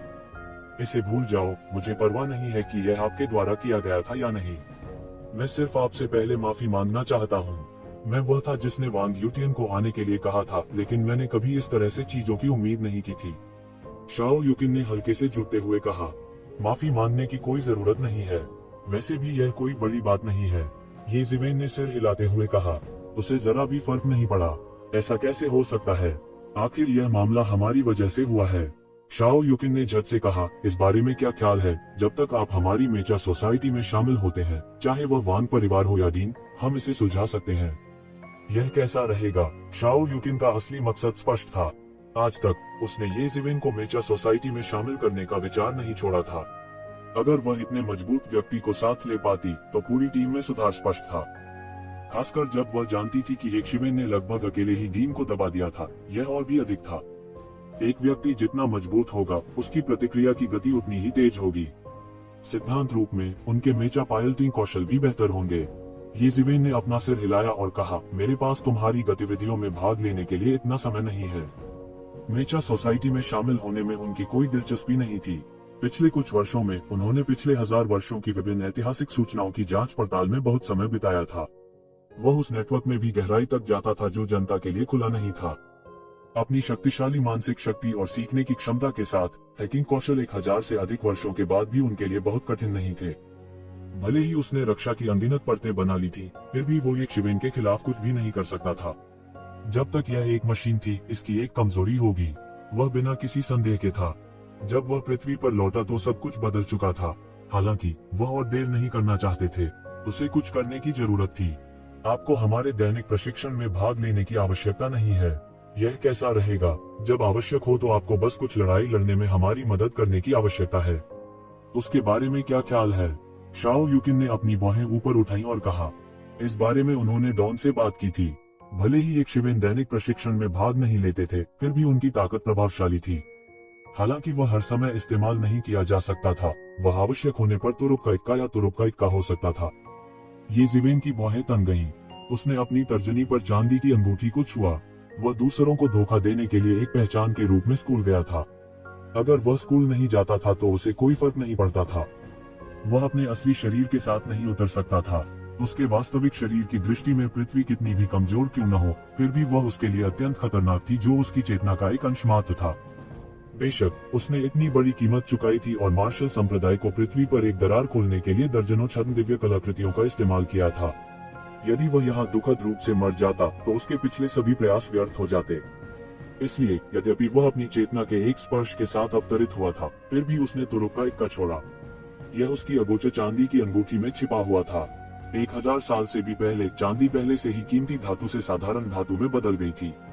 इसके अलावा 1000 से अधिक वर्षों के बाद ब्रह्मांड के विकास के साथ बड़ी मात्रा में विभिन्न दुर्लभ और कीमती धातुओं का विकास हुआ था। चांदी कई साल पहले स्टील की तरह और भी साधारण हो गई थी। यहाँ देवता ने उसके लिए ऊर्जा के 10 अंश छोड़े थे ताकि वह ग्रेट सेज रियलम्पीक की युद्ध शक्ति को एक झटके में कम समय में बहाल कर सके, क्योंकि पृथ्वी का स्थान केवल इस स्तर की शक्ति के अस्तित्व की अनुमति दे सकता है। यदि यह और अधिक मजबूत होता तो यह स्वर्ग के प्रतिशोध को आकर्षित करता। अगर वह इसे दूर नहीं कर पाता तो वह मर जाता। यदि वह इसे दूर कर सकता है तो वह स्वाभाविक रूप से स्वर्ग के क्षेत्र में आरोहण करेगा। सील की बाधा के कारण वह अपने मूल शरीर से तब तक संपर्क नहीं कर सका जब तक कि वह अपने दिल में गांठ को खोल नहीं पाया और अपने मूल शरीर को दाव साबित करने में सफलतापूर्वक मदद नहीं कर सका। क्योंकि उसके पास यह तुरुप का इक्का था, उसे वास्तव में वान कबीले की धमकी की परवाह नहीं थी। यदि वे नहीं जानते कि उनके लिए क्या अच्छा है तो वह सीधे तौर पर उन्हें नष्ट कर सकता था। हालांकि जितना अधिक उसने इस ट्रम्प कार्ड का उपयोग किया उतना ही कम वह इसका उपयोग कर पाएगा। आखिरकार यह उसकी उचित साधना द्वारा लाई गई शक्ति नहीं थी। हालांकि वह अपने मूल शरीर की स्मृतियों और चेतना से इस विस्फोटक शक्ति को नियंत्रित कर सकता था, लेकिन उसका शरीर लंबे समय तक इस विस्फोटक शक्ति का समर्थन नहीं कर सका। संक्षेप में, जितना हो सके इसका उपयोग न करने का प्रयास करें। ठीक है, मैं तुमसे वादा करता हूँ, मैं नहीं चाहता कि वान परिवार मेरे लिए फिर से परेशानी का कारण बने। तो जिवेन ने कहा, ठीक है, कोई समस्या नहीं है। शाओ युकिन ने आखिरकार राहत की सांस ली। उसे डर था कि यक्षिवेन सहमत नहीं होगी। हालांकि वो नहीं जानती थी कि क्यों। वो महसूस कर सकती थी कि यक्षिवेन कुछ ज्यादा ही बेईमान है। यहाँ तक वान कबीले के सामने भी, जो आम लोगों के लिए एक महान व्यक्ति की तरह था, उसे जरा भी डर नहीं था। उन्होंने बिना किसी हिचकिचाहट के वांग युएटियन पर हमला किया। उसने नहीं सोचा था कि जो व्यक्ति इस उम्र में अपने शिक्षक को ठीक कर सकता है वह एक साधारण व्यक्ति होगा। उसने नहीं सोचा था कि यक्षिवेन एक बुद्धिहीन व्यक्ति होगी। फिर उनका तुरुप का पत्ता क्या था? क्या ऐसा हो सकता है कि वह किसी बड़े कुल का वंशज हो? उसकी जानकारी में ये परिवार में ऐसा कोई व्यक्ति नहीं लगता था। लेकिन चूंकि यक्षिवेन पहले ही मान गई थी तो उसके पास कहने के लिए और कुछ नहीं था। मैं वांग कबीले से बात करने में मदद कर सकता हूँ, लेकिन वांग युएटियन पर अभिशाप की तकनीक। शाओ युकिन को अधिक से अधिक यकीन था कि यह येजिवेन से संबंधित होना चाहिए। 1 महीने में ठीक हो जाएगा। जल्दी क्या है? वह मुझे मारना चाहता था। मैं उसे चेतावनी के रूप में एक छोटी सी सजा दे रहा हूँ। तो जिवेन ने उदासीनता से कहा। उसका लहजा ऐसा था मानो वह किसी बेकार जूनियर की बात कर रहा हो। शाओ युकिन उस पर अपनी नजरें घुमाना चाहती थी। शुरुआत में उन्होंने इसका जोरदार खंडन किया था। कुछ दिनों तक वांग युएटियन को प्रताड़ित करने के बाद उन्होंने वास्तव में कहा कि यह चेतावनी के रूप में सिर्फ एक छोटी सी सजा थी। हालांकि वह यह खबर पाकर खुश थी। वह वान परिवार पर एहसान कर सकती थी। इससे उसे वान परिवार को दबाने के लिए और अधिक आत्मविश्वास मिलेगा। और यक्षिवेन ने अपना रवैया इसलिए बदला क्योंकि शाओ युकिन ने भी इसका अंदाजा लगा लिया था। वह शायद इसे ज्यादा देर तक छुपा नहीं सका। वान परिवार को शायद पता होगा, इसलिए इसे छुपाने का कोई मतलब नहीं था। शाओ युकिन और डॉन के रूप में वे स्वाभाविक रूप से इतने मजबूत सहयोगी के साथ अच्छे मूड में थे। वान परिवार के लिए यह उल्लेख के लायक नहीं था। आखिर यह तो मामूली सी बात थी, कोई जान नहीं गई। वह और डॉन बिना किसी पृष्ठभूमि के नहीं थे। येजिवेन की पुष्टि प्राप्त करने के बाद शाओ युकिन जल्दी से वान परिवार के पास गया। और वान परिवार, जो इस मामले को लेकर हंगामे में था, ने शाओ युकिन की पुष्टि मिलने पर राहत की सांस ली। कम से कम वे जानते थे कि वांग युएटियन का जीवन अब खतरे में नहीं था। धिक्कार है कि येजिवेन ने वास्तव में तियान एर पर हमला करने की हिम्मत की। मैं निश्चित रूप से उसके टुकड़े टुकड़े कर दूंगा। वांग हाओचांग ने सदमे और गुस्से के मिश्रण के साथ कहा। वह गुस्से में था कि वांग युएटियन को अभी भी 1 महीने के लिए प्रताड़ित किया जाना था। वह हैरान था कि वांग युएटियन पर हमला करने वाला व्यक्ति सिर्फ एक छात्र था। बंद करना! वांग होंगवेई ने अपने बेटे को फटकार लगाते हुए ठंडेपन से चिल्लाया। यदि आपकी सुरक्षा और तियान एर के लाड़ प्यार के लिए नहीं होता तो ऐसा नहीं होता। इस दुनिया में बहुत सारे विशेषज्ञ हैं।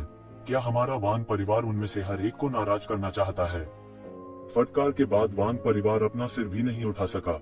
वांग होंगवेई ने 100 वर्षों से अधिक समय तक वान परिवार में मामलों की अध्यक्षता की थी, इसलिए उनकी प्रतिष्ठा का उल्लेख करने की कोई आवश्यकता नहीं थी।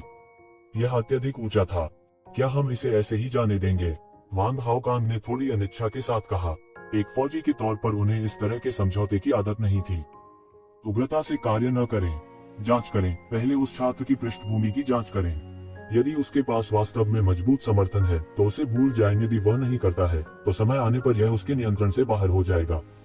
वांग होनवेई ने अपने दोनों बेटों की ओर देखा और कहा, आखिरकार उन्होंने कई तूफानों और लहरों का अनुभव किया था। स्वाभाविक रूप से वह जानते थे कि बहुत से लोग नहीं कर सकते उनके रूप से आंका जा सकता है। हालांकि वान परिवार शक्तिशाली था, लेकिन यह एक हाथ से आकाश को ढंकने के लिए पर्याप्त नहीं था। उसे यह सुनिश्चित करना चाहिए कि कोई समस्या न हो और फिर समय आने पर वह एक कदम उठाएगा और मार डालेगा। यह एक पुरानी लोमड़ी थी। बस इस मामले से यह देखा जा सकता है कि उनके दो बेटों की तुलना में वांग होनवेई को नहीं पता था कि लौरा कितनी बार था। हाई स्कूल नंबर 8 के परिसर में हैरतअंगेज मामला सामने आया है। मूल रूप से ये जिवेन को निष्कासित होना निश्चित था, लेकिन अप्रत्याशित रूप से उसे निष्कासित नहीं किया गया था और ऐसा लगता था कि कोई सजा नहीं थी। पौराणिक शक्तिशाली वान परिवार ने जवाबी कार्रवाई नहीं की और अंत में शिक्षण निदेशक की कोई खबर नहीं आई जिसे ये जिवेन ने थप्पड़ मारा था। यह मामला कभी नहीं हुआ था। सबकी नजरों में ये वाकई बहुत आश्चर्यजनक था। चाहे वह शिक्षण निदेशक हो या वान परिवार, वे ऐसे लोगों की तरह नहीं दिखते थे जो अपमान को निगल लेंगे, लेकिन अंत में उनकी कोई खबर नहीं थी।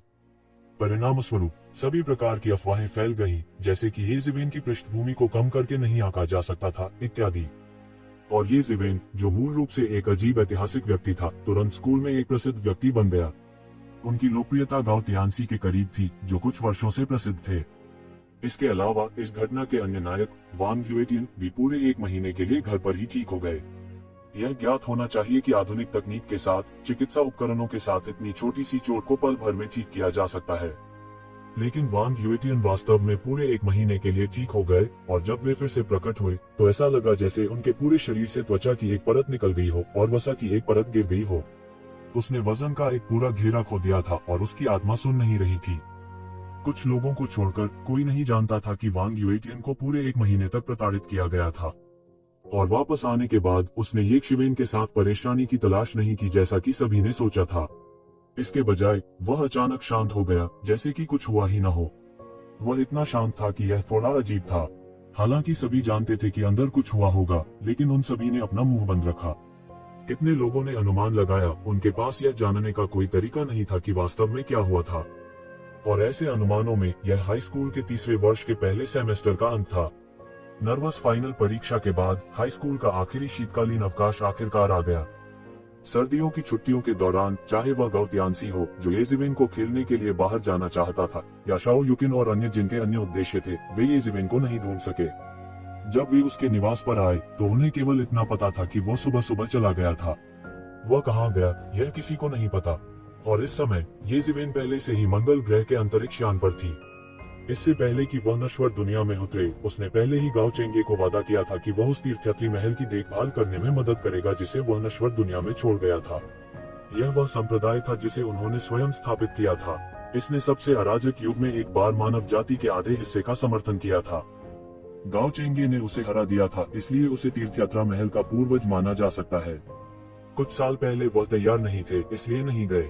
यह पहली बार था जब उसने मंगल ग्रह पर कदम रखा था। Subscribe the channel.